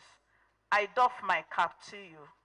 I bow in great honor and gratitude to you for your understanding and for being a very supportive husband. God heard all those prayers of yours, including, and I quote, God, please don't let me lose my wife. Heaven will honor you on all sides, and you will not lose your reward. You will not lose your wife. And in Jesus' name. To our children, Cyrus, Chibuzo, Cephas, you barely saw mommy. You barely got her attention these 5 years. But you know, you have a special place in my heart. I appreciate your love, prayers, and understanding. To my dad, who just turned 90, Sir Dr. Isaac Eberechukwu Anyabuike, he called me this morning. My siblings and other family members, you have been a pillar of support these years, and I thank you very much. To my mentors who are probably watching online, Professor Yinka Falusi, Professor A. Olaniyi, and a number of others in that category, I thank you for pushing and cheering me on. My classmates at both secondary and university, thank you for all the cheers. To all ministers of the gospel who pray for me, brethren, spiritual children, friends, colleagues, mentees, everyone, silent admirers, God knows you well and will reward you well. To the principal officers and management of Chrisland University, the registrar, the acting bursar, deans, directors, heads of departments, the 2 PARs, we have wonderful PARs. I'm grateful to you for your loyalty, commitment, hard work, counsel, and willingness to assist. To all staff, including those who have left, our drivers, our cleaners, security, campus keepers, all of you, you are highly appreciated for your labor of work and love. I am indebted to my secretary, and my secretary. Mr. Michael Tejosho, wherever you are in life, God will bless you. You have traveled on this journey with me for 5 years, almost 5 years. My heart prays for you and blesses you. I thank my editors, they know themselves. To Chrisland students, you have made this work easier. As the years go by, you have come to embrace and adopt the rules and regulations and giving this campus peace. God will multiply your peace. God will multiply your blessings. I challenge the alumni to support the university in cash and kind. Do not forget us, because we fed. To the parents, you are the beneficiaries of today. Thank you for your cooperation and for paying your fees. I pray that you will enjoy the fruits of your labor. I also challenge you to begin to give back to the university through your parents' forum, as is the case in other institutions. To those whose toes I have stepped on, it was all in good faith, and I ask that you abundantly pardon and forgive. It was not that I love you less, but it looks like I love Chrisland University more. Now, to the God eternal, immortal, invisible, the only wise God, the Lord God of Chinedum, peace, Babalolani Anyabuike, the King of Kings, the Lord of Lords, my succor, my maker, my right hand, my protector. I can't thank you enough. The journeys I take, I was not kidnapped. I did not have accidents. My helper, my wisdom, my counselor, my all in all. I have no words to express my gratitude to you. I can roll the length and breadth of this hall and it will not be enough. If I have trillions of tongues to say thank you, they are not enough. I stand in awe of you. I bow my knees before your throne. Where will I be if it had not been for you?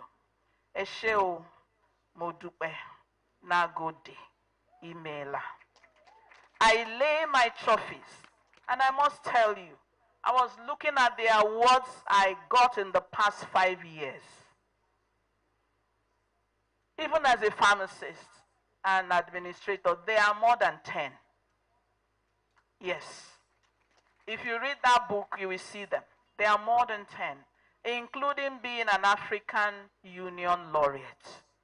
I just was honored with 5 best female achievers in Nigeria by Wimbees a few days ago.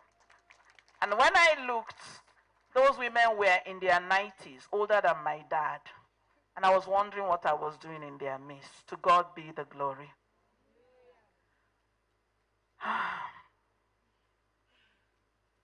To you alone, I have said that. I have not been perfect. I have not been perfect. And I ask you, Lord, to forgive all my errors, weaknesses, and misjudgments, including those forgotten in this appreciation. And grant me grace to please you more and more. God bless you all, and thank you for listening.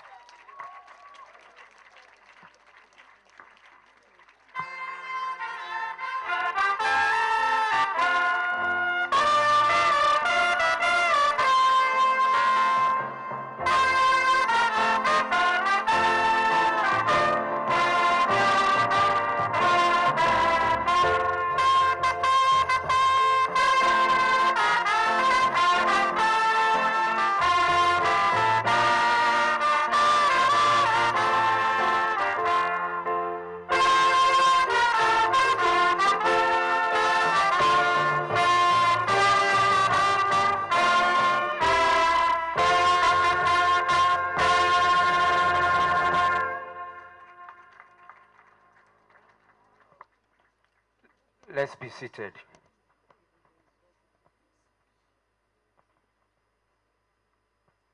I want to listen to that wonderful speech from the institution, Dr. Mrs. Peace Chinedum Babalola. She reiterated the institution's resolve to keep churning out stars that will impact the society greatly, while also ruling out the different remarkable strides the institution has attained in the last couple of years. She also appreciated the gathering for honoring the university's invitation. The VC said the 4th convocation ceremony will be the first time honorary doctorate degrees will be awarded to distinguished personalities for their immense contribution to the school and the society at large. The Vice Chancellor, however, charged the graduates not to go the way the path may lead, but to go where there is no path and carve out their own way. And most importantly, the future belongs to those who believe in the beauty of their dreams. Please permit me to adopt the comprehensive template of salutations and recognitions set out by the immediate past speaker, the Vice Chancellor of Chrisland University. Again, Chancellor and Chairman, I crave your indulgence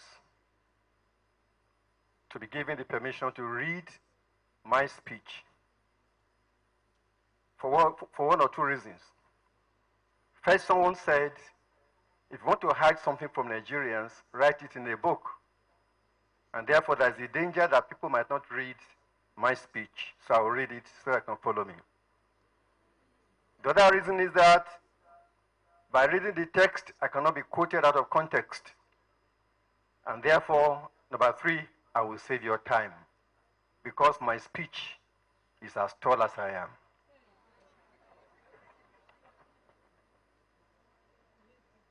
This annual rite of passage, the graduation of students of Chrisland University who have been found worthy in character and learning, is usually regarded as a routine, especially by those of us who have experienced it. But given the global turbulence of the last few years and the ongoing disruption of the academic calendar of public universities, we have to thank God, and the Vice Chancellor has made it clear why we must thank God for enabling us to organize yet another convocation on schedule. What we are witnessing today is a major turning point in the lives of those who will shape the future of our world. This occasion is the culmination of the collaborative efforts of various stakeholders. The Vice Chancellor has made it clear, and I join her and others in thanking God, above all, for making this day a reality. It is the day that the Lord has made, and we rejoice in it. And the Lord Jesus Christ said it in John 15, verse 5. He said, "Without me, you can do nothing." Having said that, I want to heartily rejoice with Mama, our amiable and inspiring Chancellor, High Chief Dr. Mrs. Winifred Awoshika, Officer of the Order of the Niger, OON, whose vision is bearing the fruit that we see today. I want to thank the Board of Trustees, and I think they are seated to my right over there. I can see some of them, and it's not possible for me to mention them by name. I want to thank members of the Governing Council. The chairman of the Governing Council is nothing and nobody without the council, so I want to thank everyone present and represented here today. I want to appreciate the Vice Chancellor, management staff and students, our parents, guardians, friends, alumni, and our graduate students today.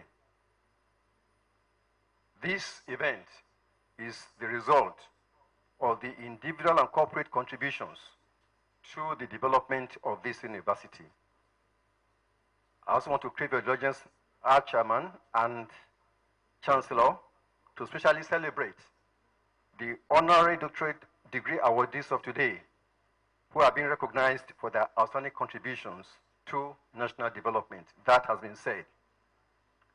Before diving into my address, please permit me to congratulate on behalf of the Governing Council our hardworking, diligent, and highly resourceful Vice Chancellor, Professor Chinedu Peace Babalola, Fellow of the Nigerian Academy of Science, Fellow of the African Academy of Science, on a well-deserved offer of a second term in office.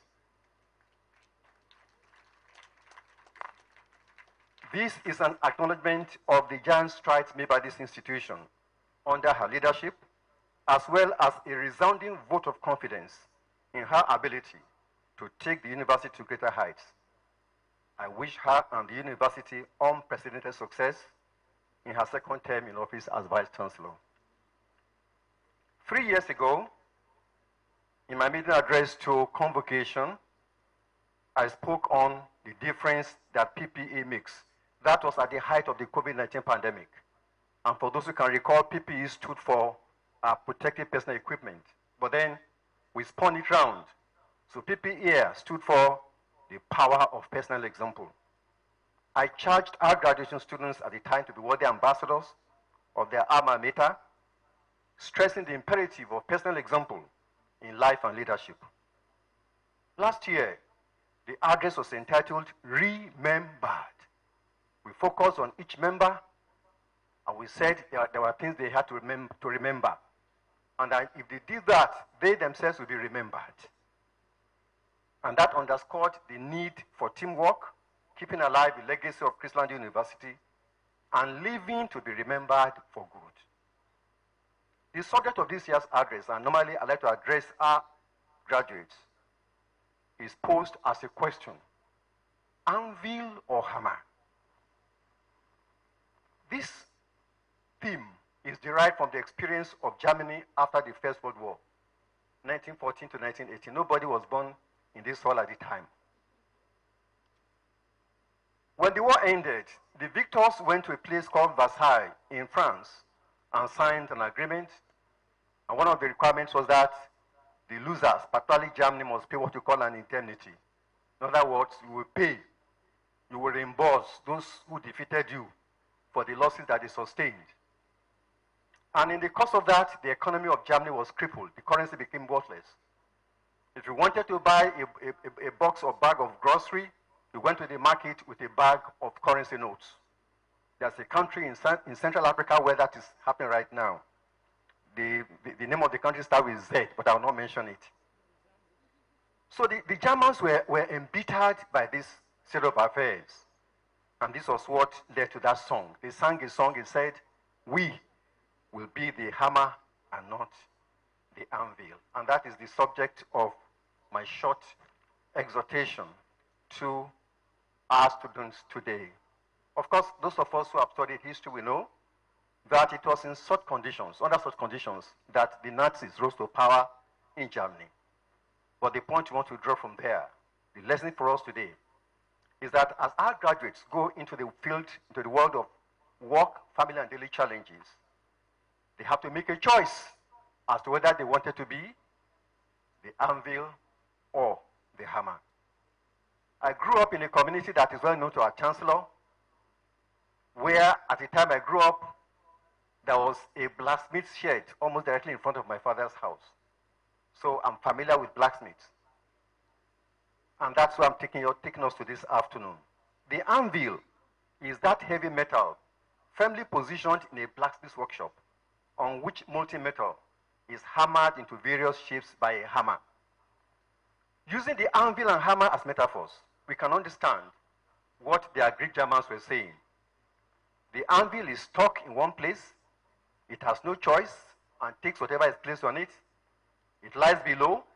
It is pounded ceaselessly by both the hammer and the metal placed on it. The hammer, in contrast, is on top. It is movable. It is dynamic. It is unrelenting. It exerts pressure, and it shapes the object under it. Metaphorically, therefore, the anvil may be said to be static, supine, prostrate, and reactive, while the hammer is dynamic and proactive. The anvil does not determine the shape of anything and is always at the receiving end. In a manner of speaking, the hammer is on top and ahead. It shapes debates and frames narratives. It is creative. And it is the subject, not a mere object of history. In the language of the Bible, it is being the head and not the tail. It is being above only and never beneath. I'm confident that our graduates today want to be the hammer or the head and not the anvil or the tail. But the question comes, how then can you be the hammer?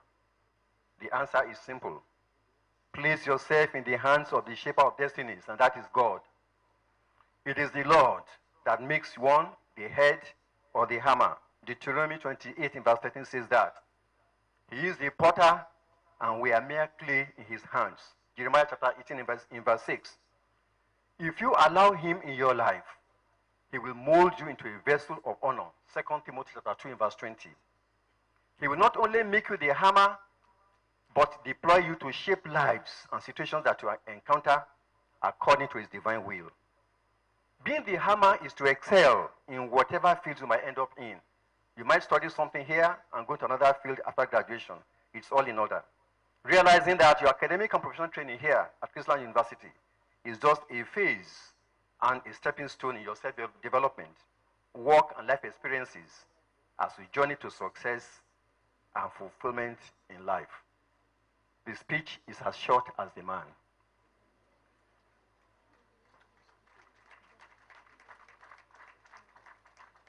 In closing, I wish you the successes that you wish yourselves. You didn't say amen to that. Your choice to be the hammer, the head, will come to pass in Jesus' name. But I have only one request. Please, strive for mastery, lawfully. You find that in 2 Timothy chapter 2 in verse 5. And also do all things to the glory of God Almighty. 1 Corinthians chapter 10 in verse 31. May God Almighty bless you beyond your expectations as you give him the first place in your heart, lives in Jesus' name. There is a song that I will not sing, but I want you to note the lyrics of the song. I once asked my daughter, please, I love this song. It has a message. Please tell me the lyrics, and I want to share with you. This is the song. It says, children of the Lord, don't lose your head. To the world's allure, do not be wed. Just remember as you make your choice, Jesus only makes a heart rejoice. Children of the Lord, don't lose your head.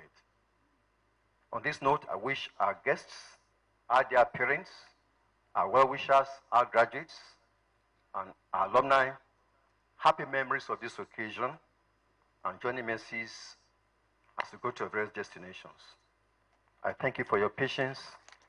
God bless you all.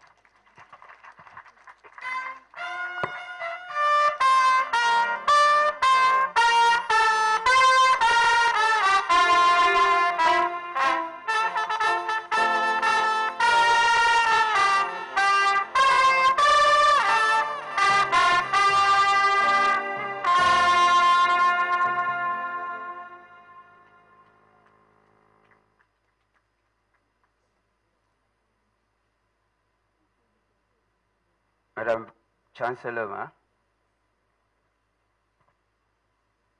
I have the honor to invite the Chancellor to deliver a speech. Madam Chancellor.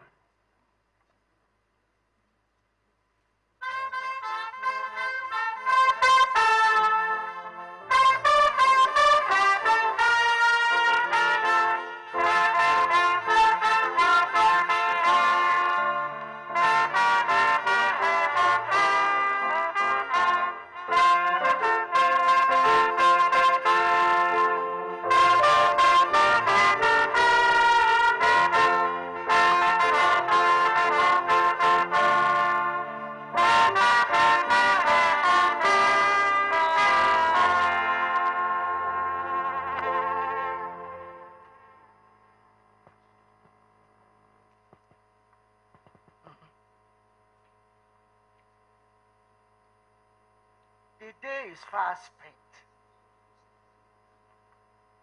and I will only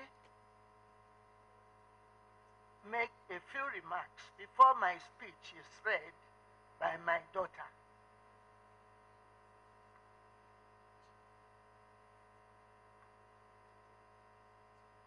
I just want to thank the Vice Chancellor for accepting another term of service at Chrisland.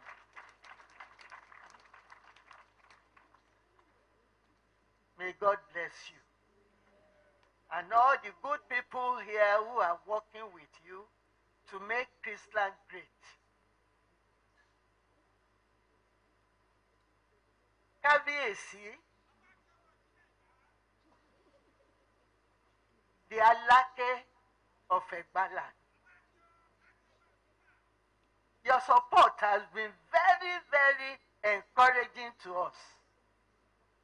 We thank you, sir, for your support. And the entire members of staff in this community.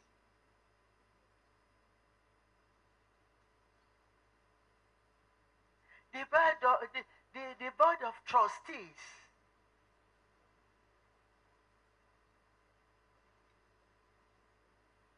Professor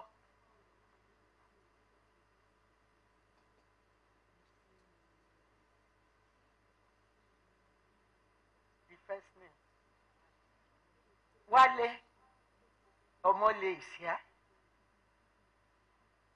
Chief Olufalomo is here.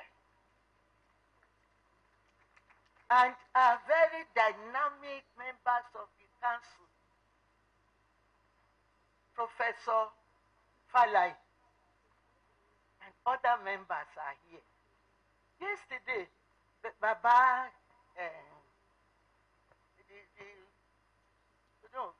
from Bishop Vine,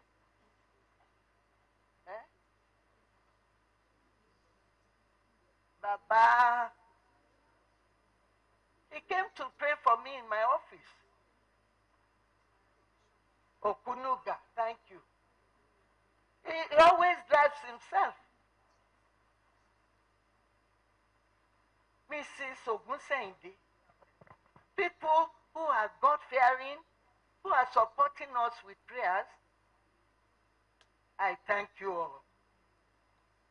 And the wonderful parents who have entrusted these children to our care, believing that we are going to do our best for them, I thank you all. I cannot mention everybody. Now the brain is not as it used to be. But I'm very grateful for all your support. And now, for Deaconess Mrs. Alakija and our highly regarded Kabiesi to accept to be the first recipients of our honorary doctorate degree. We carefully chose the two of you because our offer of honorary doctorate degrees are not cheap, and they are not just for anybody. And what we are not just for money or anything, but we value the two of you to be the first recipients. And now, without more ado, because I can talk, I said I will not say a word, but now I'm talking, but I have to calm myself. I thank you all for listening. Dr. Dereo, okay. My dear Iyawo, I think listening to her, you will know that the Awoshikas know how to select their wives.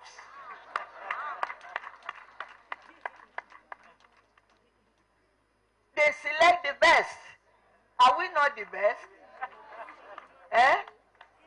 To have such a brilliant Iyawo. And God will bless you all.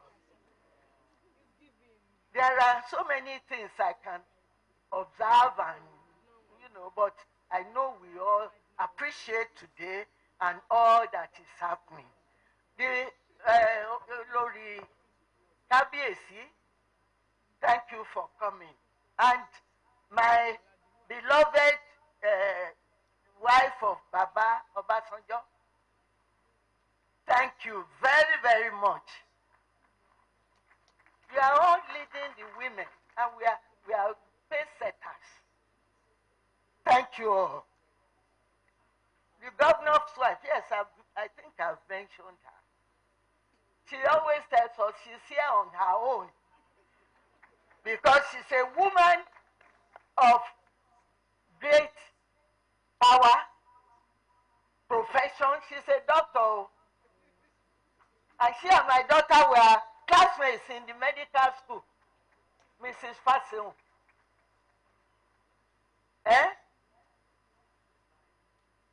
The lawyer, okay. So I think I better stop. So I don't waste time. I'm making mistakes. Thank you, my children who are graduating today. I thank your parents. I congratulate all of you, and all shall be well with you.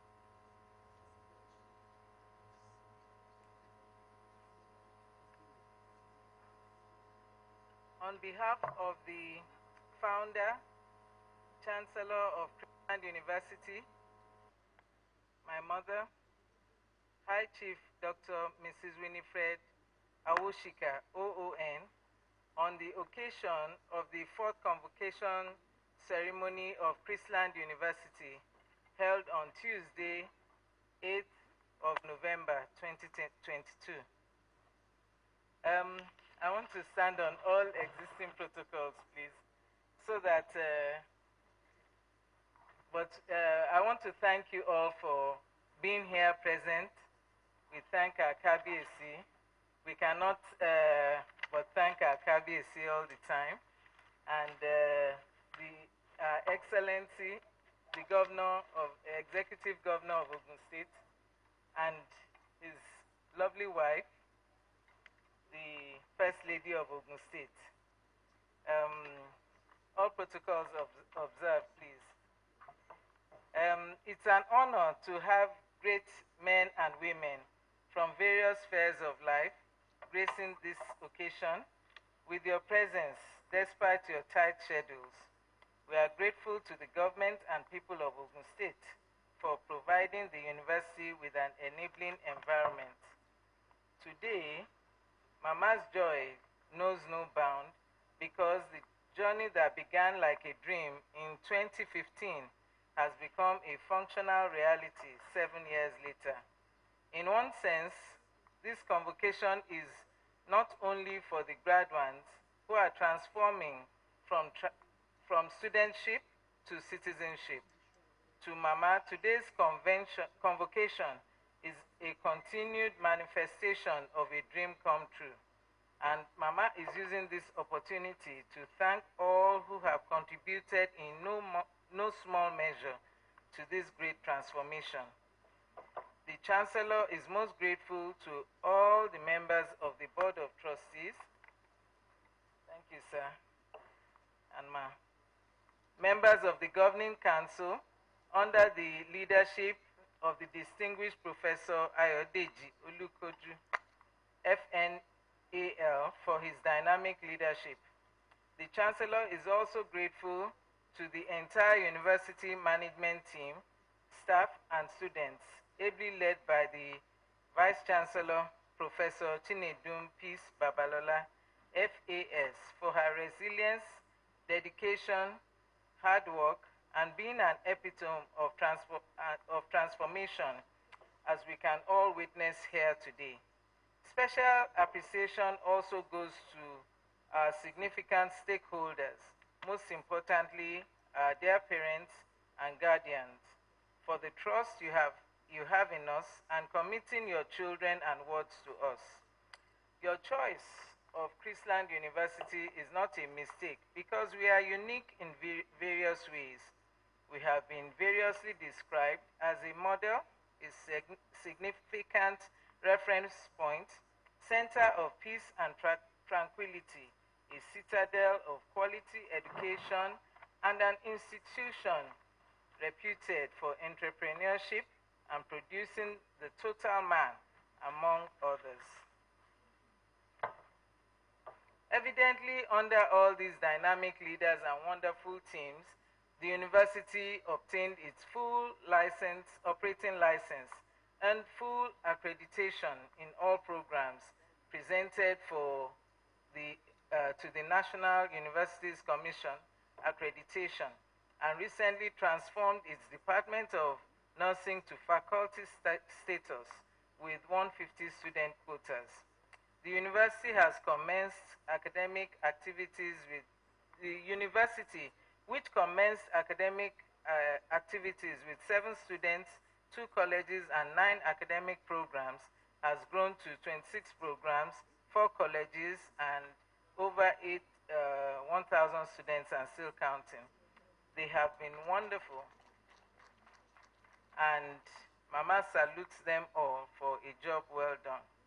At Chrisland University, we are committed to producing manpower with a critical mind who can solve societal challenges and have the required skills and ability to employ rather than be an employee. It is within this context that the university established the Center for Entrepreneurship and Development Studies for promoting entrepreneurship activities and orientation amongst the students, the university students and staff. The aim of the center is to promote self-reliance, entrepreneurship, and exemplary leadership skills and capacity in our students. This accounts for why Chrisland University students graduate with dual certificates, their respective bachelor's degree, and an additional certification in entrepreneurship and leadership after rigorous and comprehensive training. In line with our focus on integrating entrepreneurship into all academic pursuits in the university, we have always been conscious of the theme of our convocation lecture and the pedigree of our guest speaker.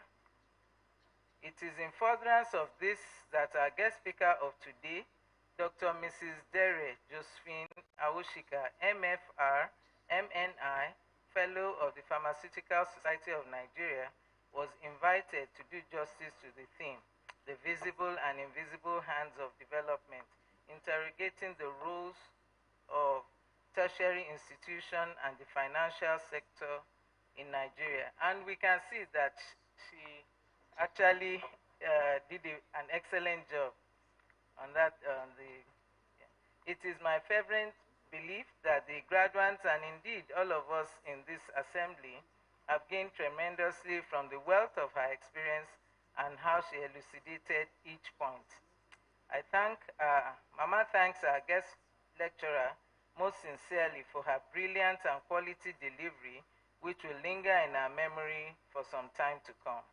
Chrisland University has no doubt recorded several landmarks, and Mama is pleased to inform you all that earlier today we named our major road after Oba Michael Adedotun Aremu Gbadebo, the Alake and paramount ruler of Egbaland, Kabiesi. We equally commissioned the College of Law building, and Mama is highly elated that Chrisland University will be awarding its first honorary degrees to two eminent personalities who have all made their marks in their respective callings. The awardees are His Royal Majesty Oba Michael Adedotun Aremu Gbadebo Kabiesi, the Alake and paramount ruler of Egbaland, and Apostle Mrs. Folorunsho Alakija, Vice Chairman, Fanfa Oil Limited, Lagos. They were chosen based on their respective good reputations, distinguished achievements, exemplary leadership, and various notable contributions to humanity in general. I, for one, I know that these two distinguished Nigerians will leave their memories, their legacies will be etched in the sands of time because they've actually done well to humanity. Mama congratulates them for being the first set of recipients of the highest academic honors the university can give and rejoices with them for the well-deserved recognition and honor.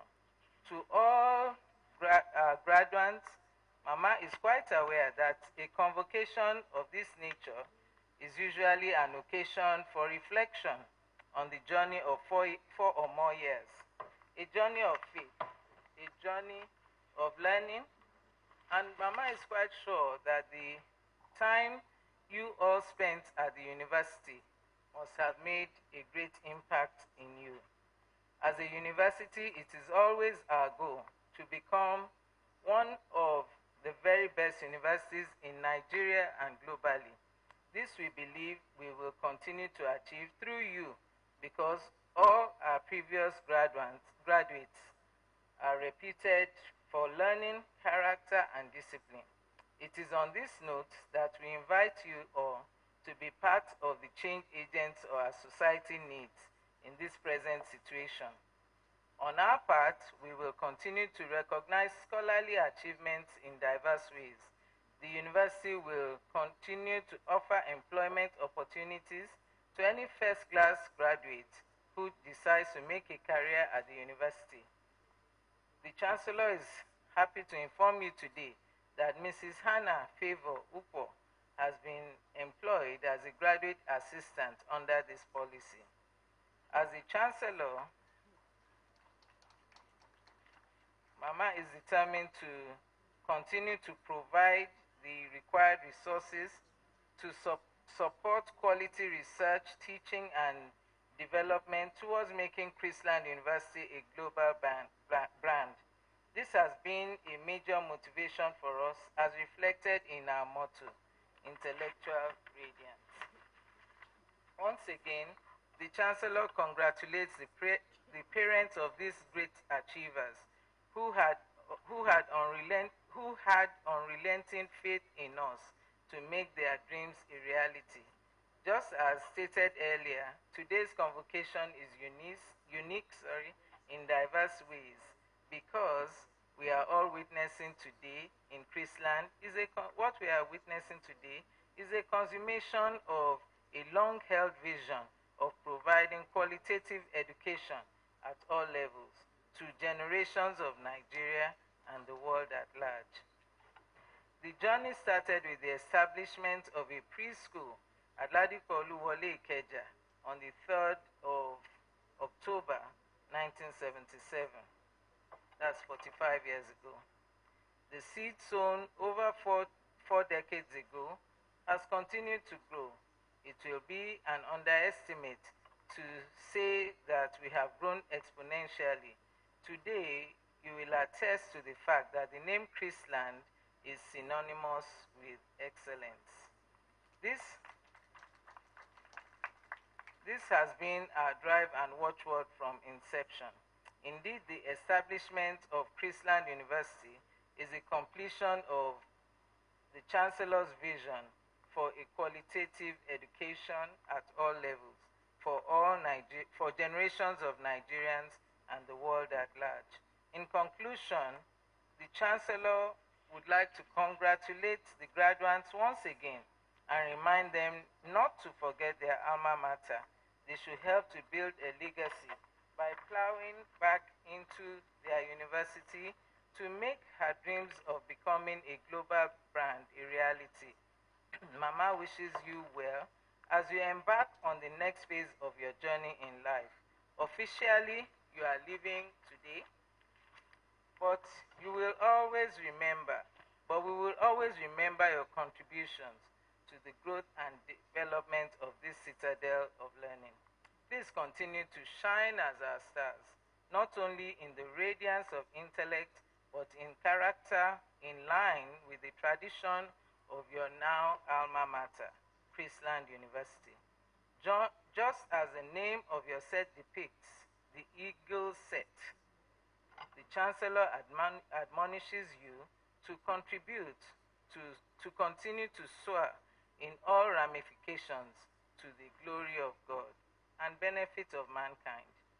Your Excellencies, my Lords spiritual and temporal, distinguished ladies and gentlemen, honored graduates and parents, I thank you all for listening. Hi, Chief Dr.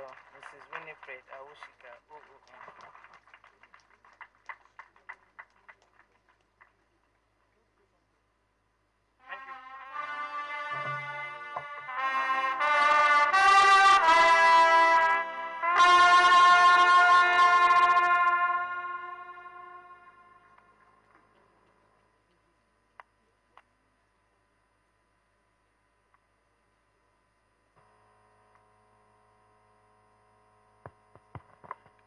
Let us appreciate the Chancellor for that wonderful speech. We can always do better. Please permit me, based on instruction, I will be taking item 14 on our programs, which is presentation of goodwill messages from other universities and higher institutions of learning. To quickly do this, we also request the Vice Chancellor to please step down to receive goodwill messages from vice chancellors and heads of institution of learning.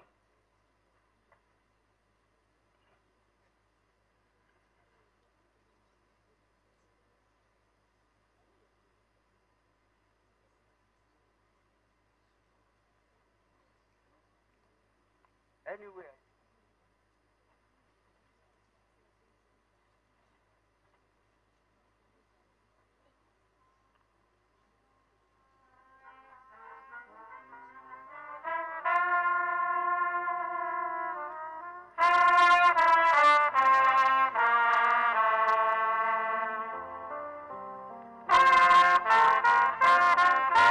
While the Vice Chancellor is ready to receive goodwill messages, the visiting Vice Chancellors and heads of higher institution of learning, please line up, present your scroll and mention the name of your institution.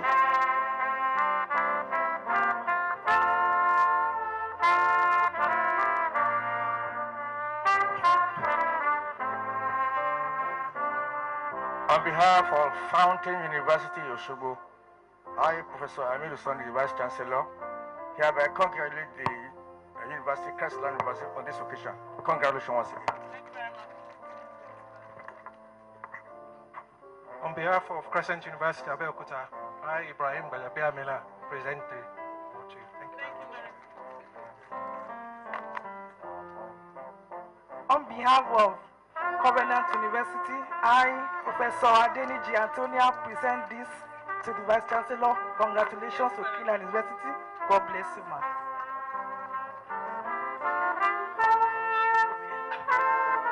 On behalf of the Lagos State University, I am Professor Tinuke Fakonda. Congratulations. On behalf of Trinity University and my Vice Chancellor, Professor C.K. Ayo, I present you. Thank you very much. From Joseph Ayo Babalola University, I present this goodwill message. Thank you, ma. Congratulations. Thank you very much. On behalf of Mountain Top University, I, Dr.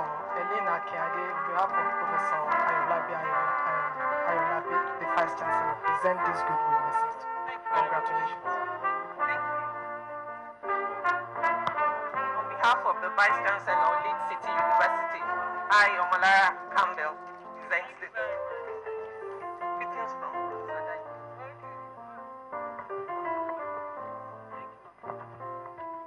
On behalf of the Vice Chancellor of Dominican University, Badan, I, Reverend Father Dr. Emeka Nwosu, congratulate you. Thank you. Thank you, sir. On behalf of the Vice Chancellor of Caleb University, I present the goodwill message on it. Thank you very much. Thank you, sir. On behalf of the Vice Chancellor, Macpherson University, I, Professor Lawal Babatunde, present you this scroll. Thank you. Thank you. Thank you, sir. On behalf of the University of Medical Sciences, Ondo, Nigeria's first specialized university of Health Sciences and Medical University, it's a pleasure to congratulate you. Well done and all the best.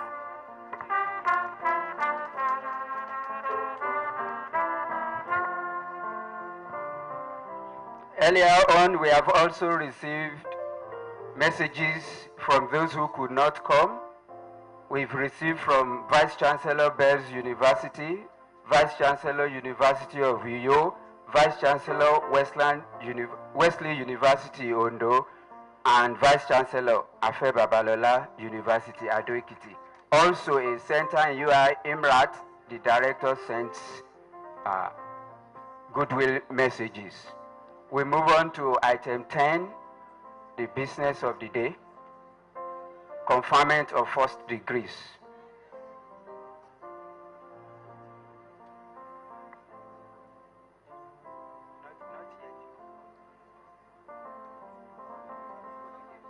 So please, the Honorable Chancellor Ma, the persons whose name are listed in the brochure we are all holding, having fulfilled the requirements of the statutes and regulations of Chrisland University, with the Abeokuta, have been found worthy both in character and in learning, wish to be received as graduates of the university, holding the bachelor's degree of their various colleges.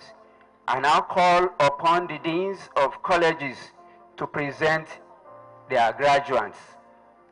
Will the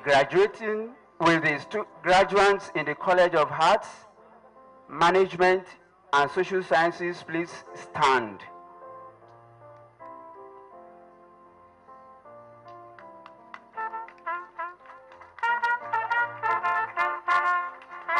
The dean.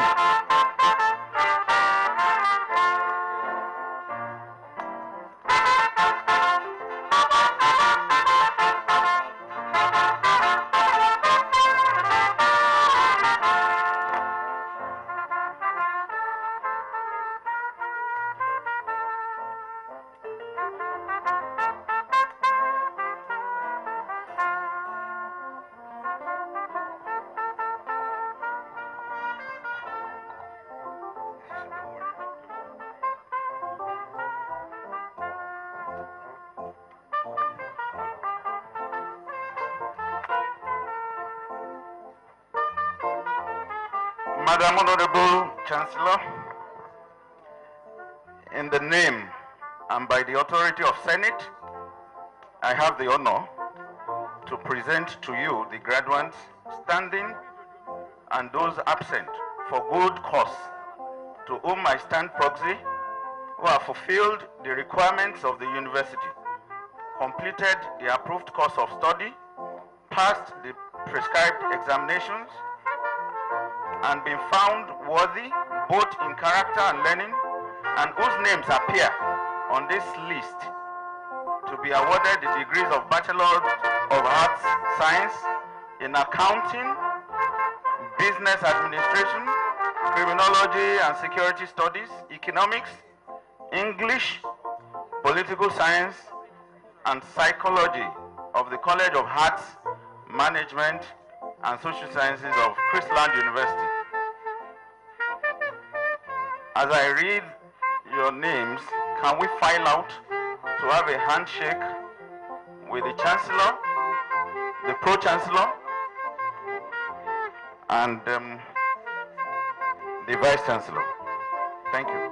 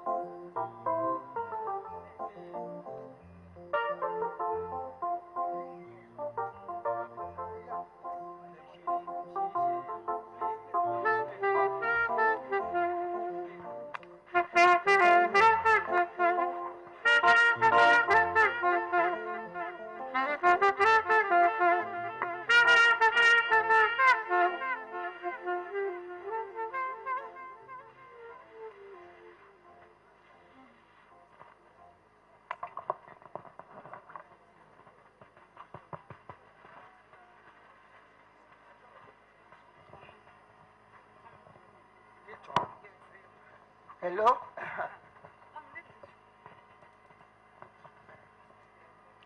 By the authority vested in me, I confer on you the first degree of Bachelor of Science and other Bachelor of Arts, respectively. Congratulations.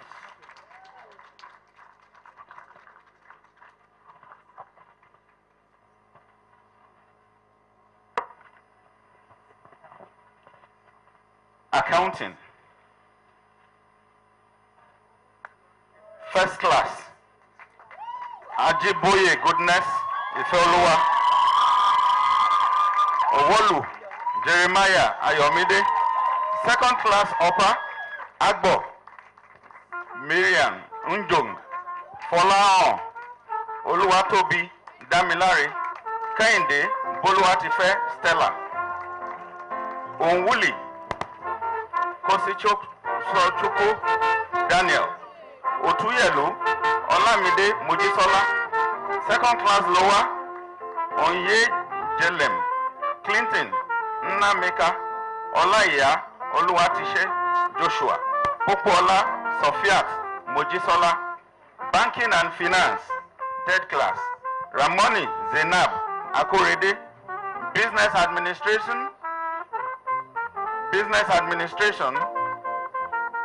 second class upper, Kadiri Miriam Abiola.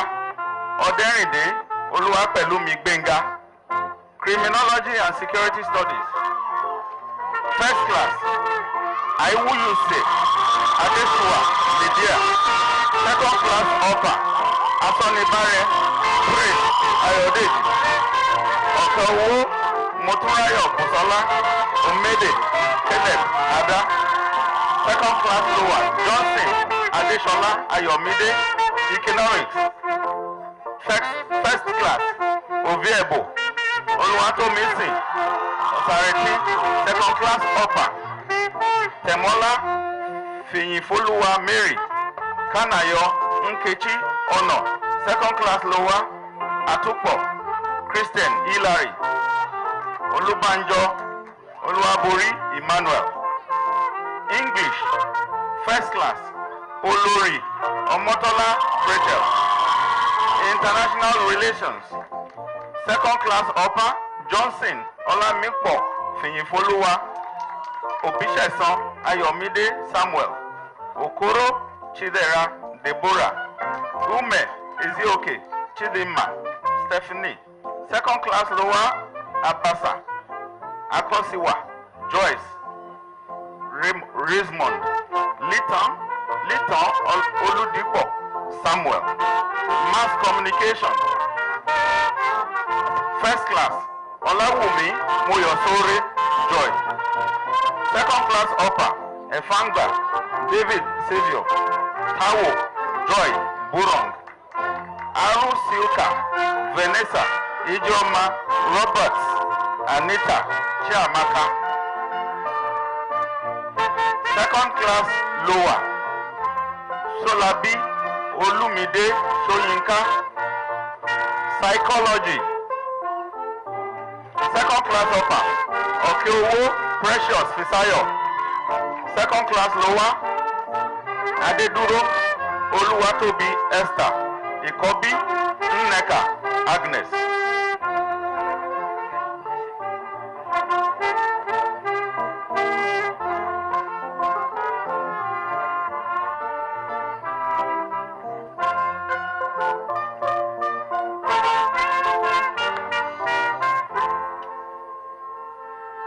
We now move to College of Natural and Applied Sciences. Madam Honorable Chancellor, I now invite the Dean, College of Natural and Applied Sciences.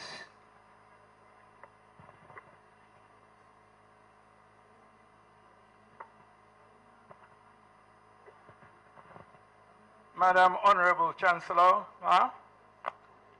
in the name and by the authority of Senate, I have the honor to present to you the graduates standing and those absent for good cause to whom I stand proxy, who have fulfilled the requirements of the university, completed the approved course of study, passed the prescribed examinations, and have been found worthy both in character and in learning, and whose names appear on this list to be awarded the degrees of Bachelor of Science in Biochemistry, in Computer Science, and in Microbiology of the College of Natural and Applied Sciences of Chrisland University.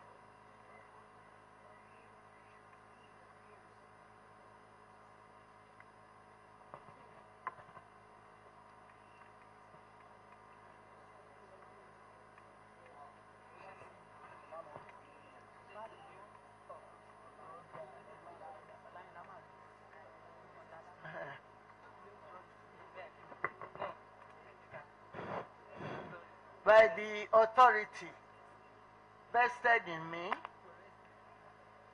I confer on you the first degree of Bachelor of Science of Chrisland University.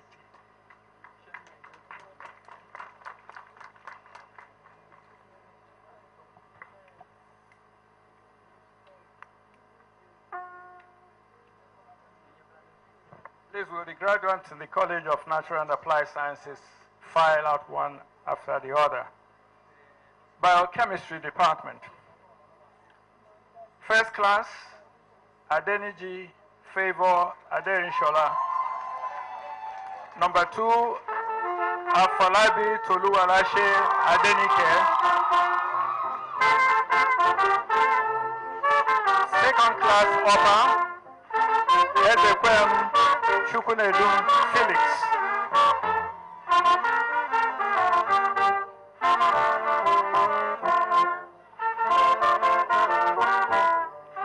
Computer Science, second class upper, number 1, Badru Alhamis Adedeji. Number 2, Wenze Trevor Chisum. Number 3, Omoniyi Victor Olalekon. And number 4, Adeshina Adegoke Oluwatayo. Second class lower, number 1, Emodi Jeffrey Chinedu. Number 2, Idowu Oluwapelumi Victor. And number 3, Aka Anointed Caleb. Third class, Gideon Dada Samuel Demilade.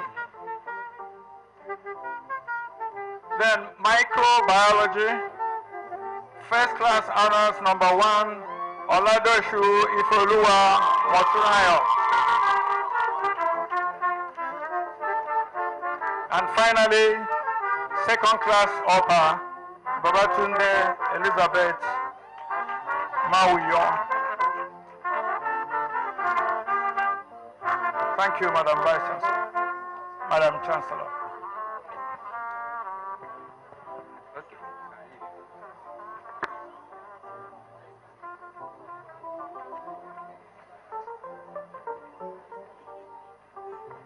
Distinguished ladies and gentlemen, we now call on the list of award winners, starting from the first class graduating students.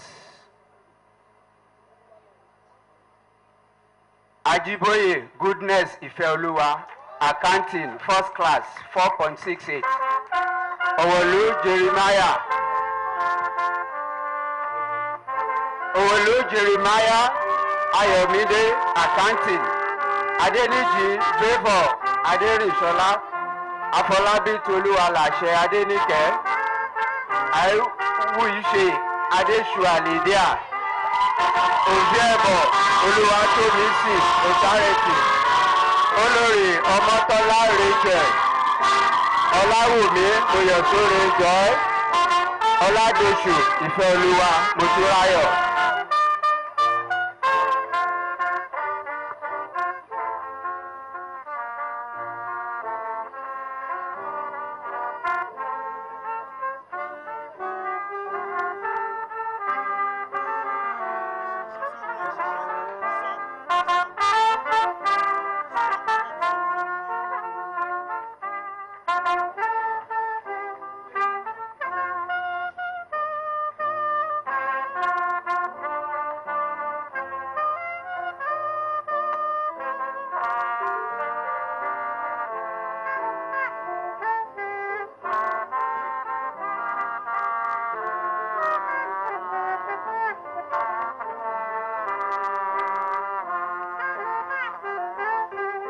The next list of award is list of best graduating students in each college.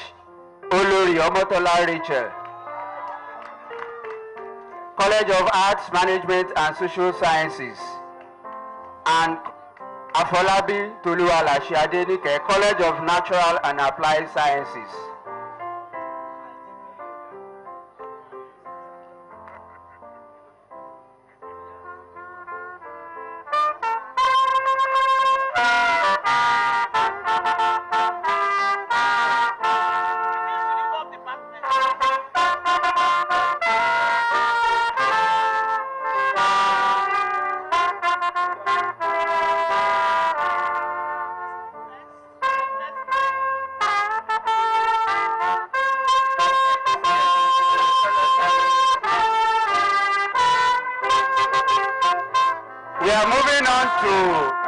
Bachelor's Prize list for 2021-2022.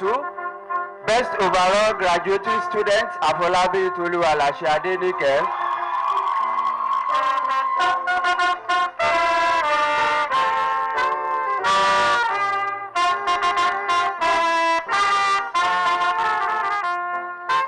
Best graduating student in the College of Arts, Olori Omotola Rachel.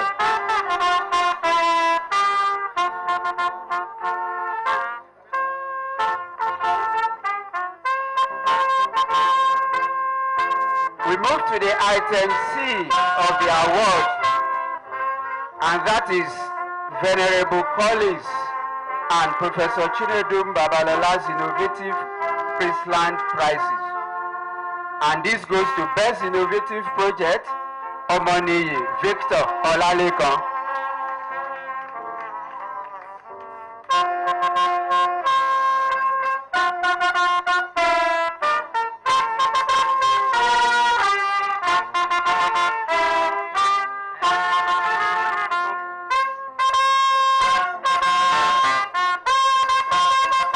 Professor Mrs. Tomilayo Adekanye's prize, Best Female Graduating Student in Economics.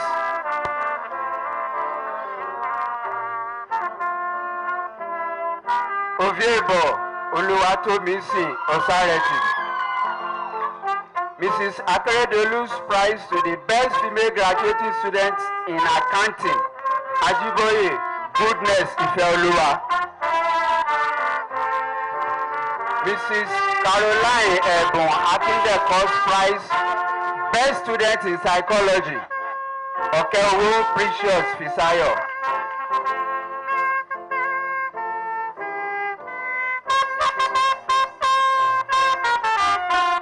Mrs. Essa's prize to the Best Graduating Student in Accounting, Owolu Jeremiah Ayomide. Dr. Mercy Agumadu's prize to the Best Female Graduating Students in Business Administration, Kadiri Miriam Abiola. The Akogo of Yewa Lands Award, Navy Commodore Dr. Kunle Olawumi retired. Best Female Graduating Students in Criminology and Security Studies, Ayushe Adeshua Lydia.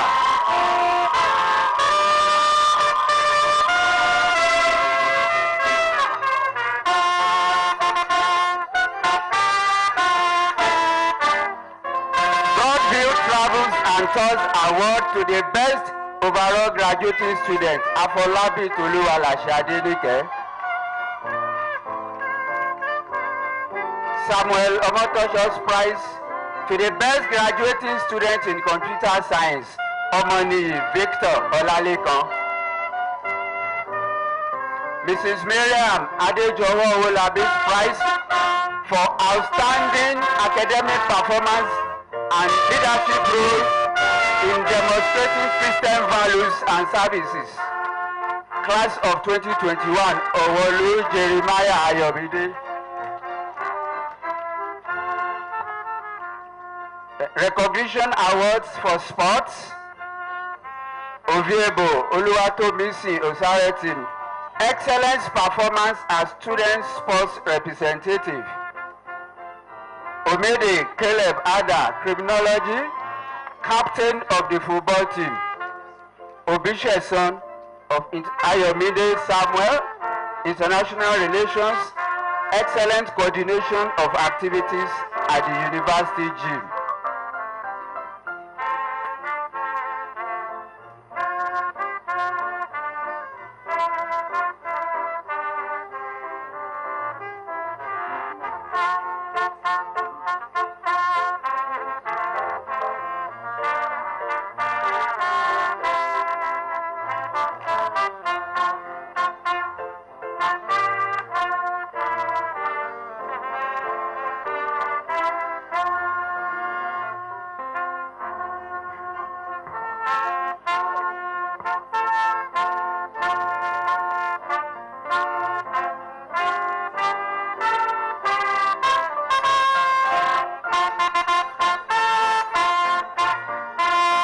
Behave male graduating students, Owolu Jeremiah Ayomide.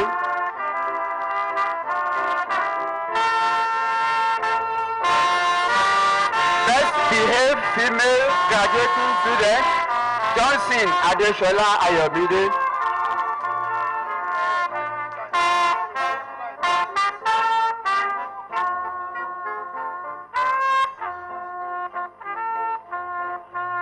That's all.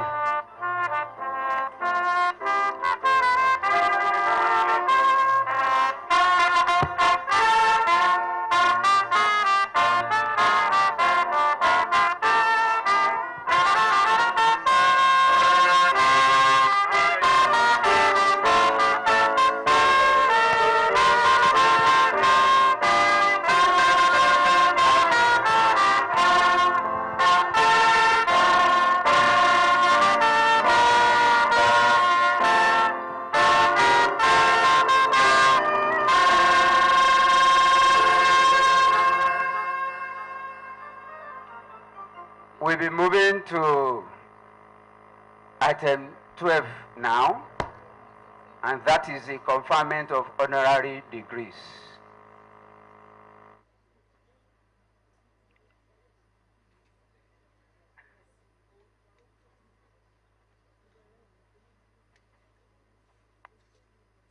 Distinguished Chancellor Ma, the university law empowers it to grant degrees, including honorary degrees, fellowships, and academic titles. Distinguished Chancellor Ma, I have the honor and privilege to respectfully invite His Royal Majesty Oba Michael Adedotun Aremu Gbadebo Okukenun IV, the Alake and paramount ruler of Egbaland, to please step forward for the conferment of honorary degree, Doctor of Science in Political Science and Administration, DSc Honoris Causa of Chrisland University.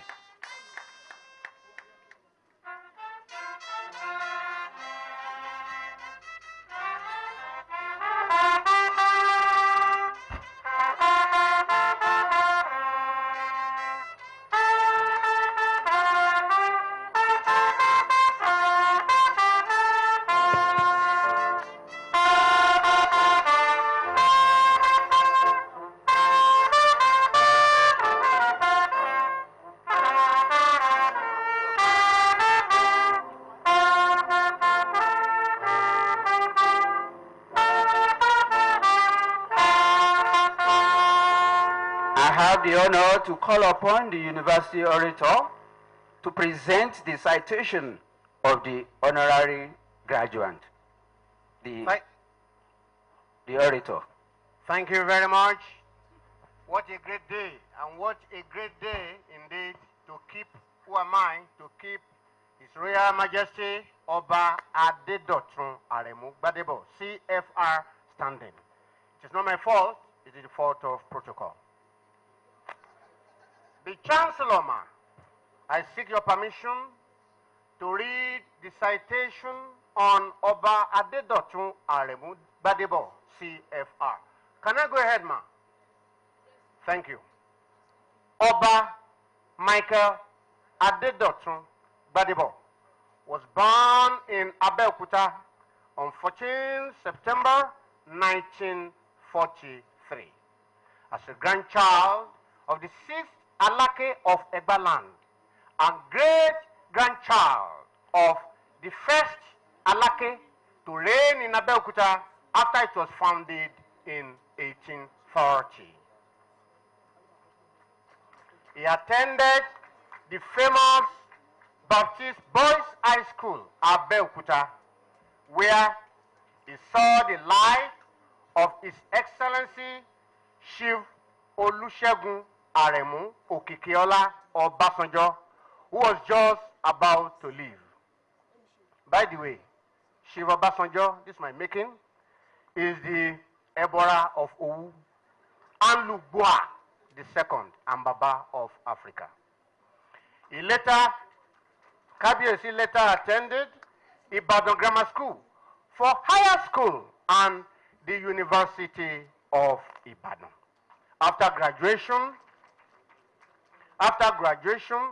he joined the Nigerian Army, where he served for 16 years, living as a Colonel Principal Staff Officer at the Supreme Headquarters under the powerful General Tunde Idiagbon.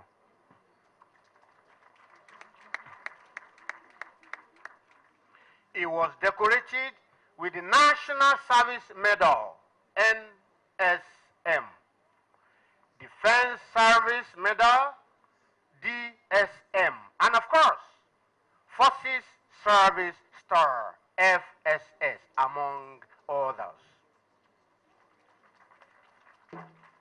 Thereafter, he went into private business.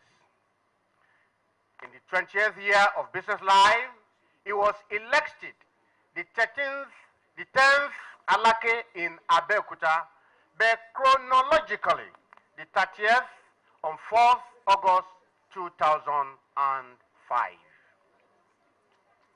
The training in leadership that was always emphasized by the Army came to play as he mobilized his people to tackle the problem of skill acquisition, urban and rural development, girl child education, and the promotion of battles to coronets to enable them to be a rallying point for the development of their various communities. He had in his business life invested and collaborated in the growth of Ocean and Oil Services Limited that preceded Oando. Kabiyesi is currently the chairman of Oando, and he has attended many corporate governance and risk management courses, both within the Nigerian Institute of Directors and without. In 2006, he was conferred with the National Honor of the Commander of the Federal Republic, CFR. Chancellor Ma, permit me to therefore yield to the Registrar to do the needful. Registrar, sir.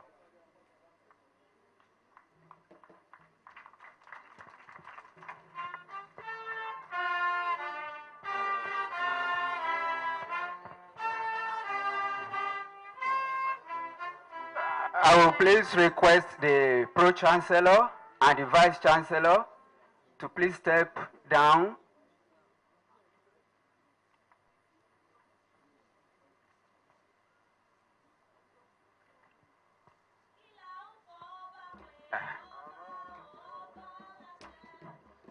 Distinguished Chancellor Ma, I have the honor to respectively call upon you to confer the honorary degree of Doctor of Science in Political Science and Administration, DSc honoris causa, on His Royal Majesty Oba Michael Adedotun Aremu Gbadebo Okukenun IV, the Alake and paramount ruler of Egbaland.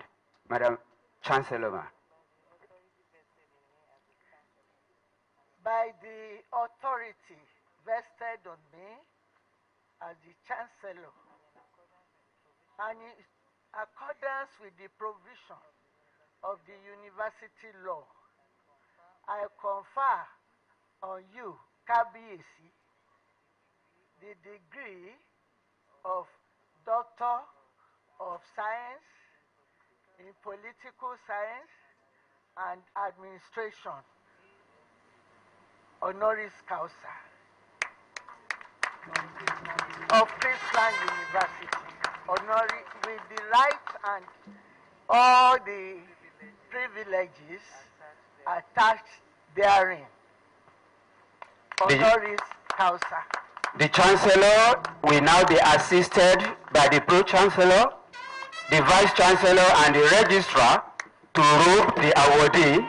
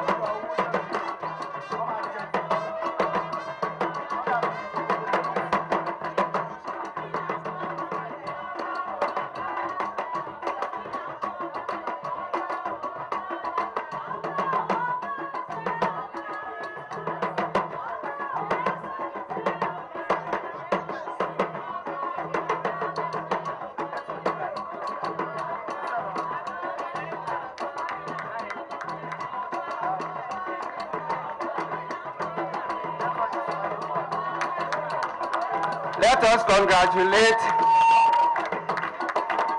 Oba Dr. Michael Adedotun.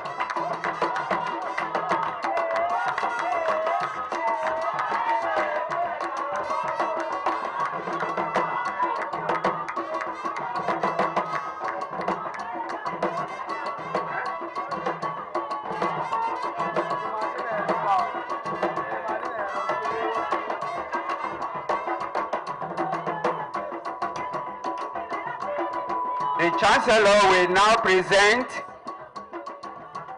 the certificate to this effect to the awardee.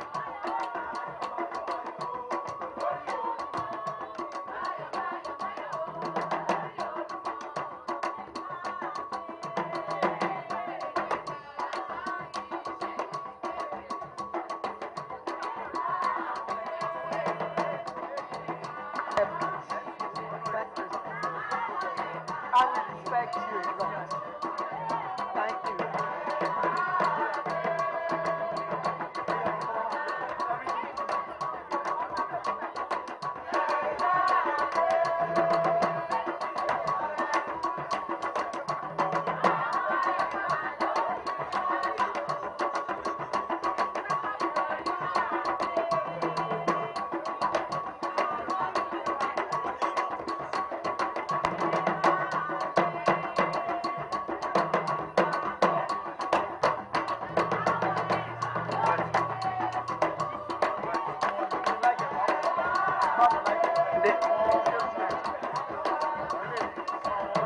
His Royal Majesty will return to his seat.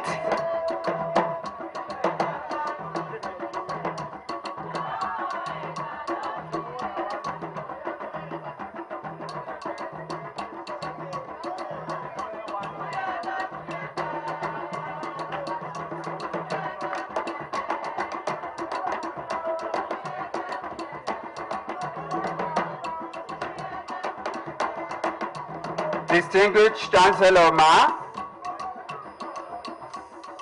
I have the honor and privilege to respectfully invite Apostle Mrs. Folorunso Alakija, Vice Chairman Fanfa Oil Limited, to please step forward for the conferment of honorary degree, Doctor of Science in Business Administration, DSc Honoris Causa of Chrisland University. I have the honor to call upon the University Orator to present the citation of the honorary graduate, the Orator. Thank you very much. The paparazzis, can you please obey simple advice? Please follow protocol, please. Thank you very much.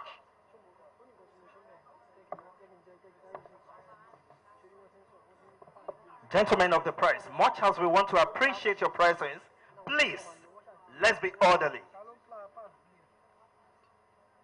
Please, we appreciate, we acknowledge your presence. Let's be very much orderly. Thank you. Thank you very much. Thank you very much. The Chancellor, Ma, once again, I humbly seek your permission to read the citation on Apostle Folorunso Alakija. Can I go ahead, Ma? Thank you very much. Apostle Folorunso Alakija is a businesswoman who has forayed into uncharted territories. She is a philanthropist with a sincere desire to help the needy, a fashion icon with an infallible sense of style, a loving wife, a caring mother, a doting grandmother, and a minister of the gospel of our Lord Jesus Christ. Educated in Europe, she first embarked on a career in office administration. Then, she went into banking, where she remained until she followed her heart and creative calling to establish our own business in the Nigerian fashion industry.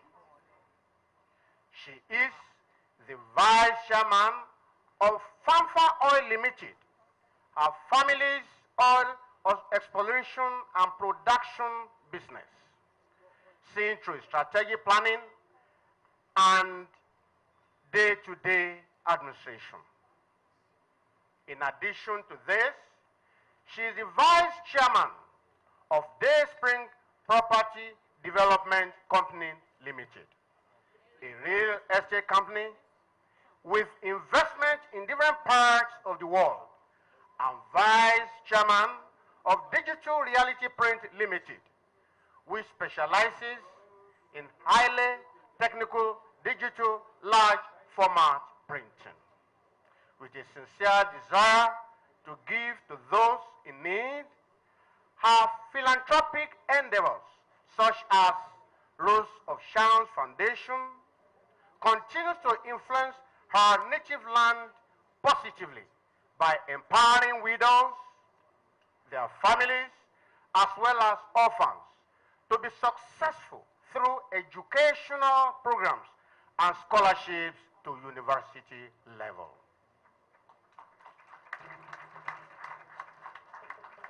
The program we started with 3 widows in 2008 in southwest Nigeria has now spread throughout Nigeria.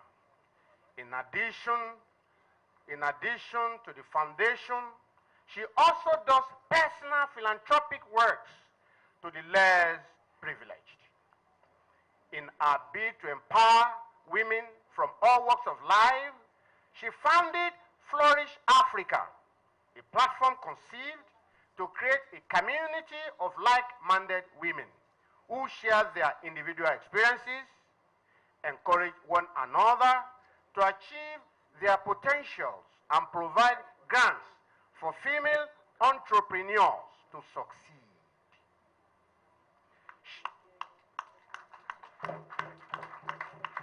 She was ordained as an apostle in 15 July 2020, and she oversees the Rose of Sharon Glorious Ministry International, a non-denominational ministry with the vision to restore the glory of the Lord. People, release those in bondage, heal the sick and the brokenhearted, and uphold marriages towards effective nation building. She is the first female to be appointed as Chancellor of a public university in Africa. She has served our great country, Nigeria, as a member of several committees. She represents her company as a member of CAR COVID, a private sector initiative formed to support the Nigerian government's effort to combat the COVID-19 crisis in Nigeria. She also serves on the board of international organizations and institutions such as Chief Executive Matron, African Young Entrepreneurs, AYE, Ambassador, Junior Chambers of Commerce International, JCI, Member, Member, Commonwealth Enterprise and Investment Council Advisory Board, Member, Harvard University Center of African Studies Advisory Board, Member, Harvard University Global Advisory Council. Apostle Alakija is acclaimed nationally and internationally in recognition of all our philanthropic work and endeavors. She is a prolific writer and has authored 17 inspirational books, including her autobiographies. Chancellor, permit me at this juncture to yield to the registrar to do the needful. The registrar.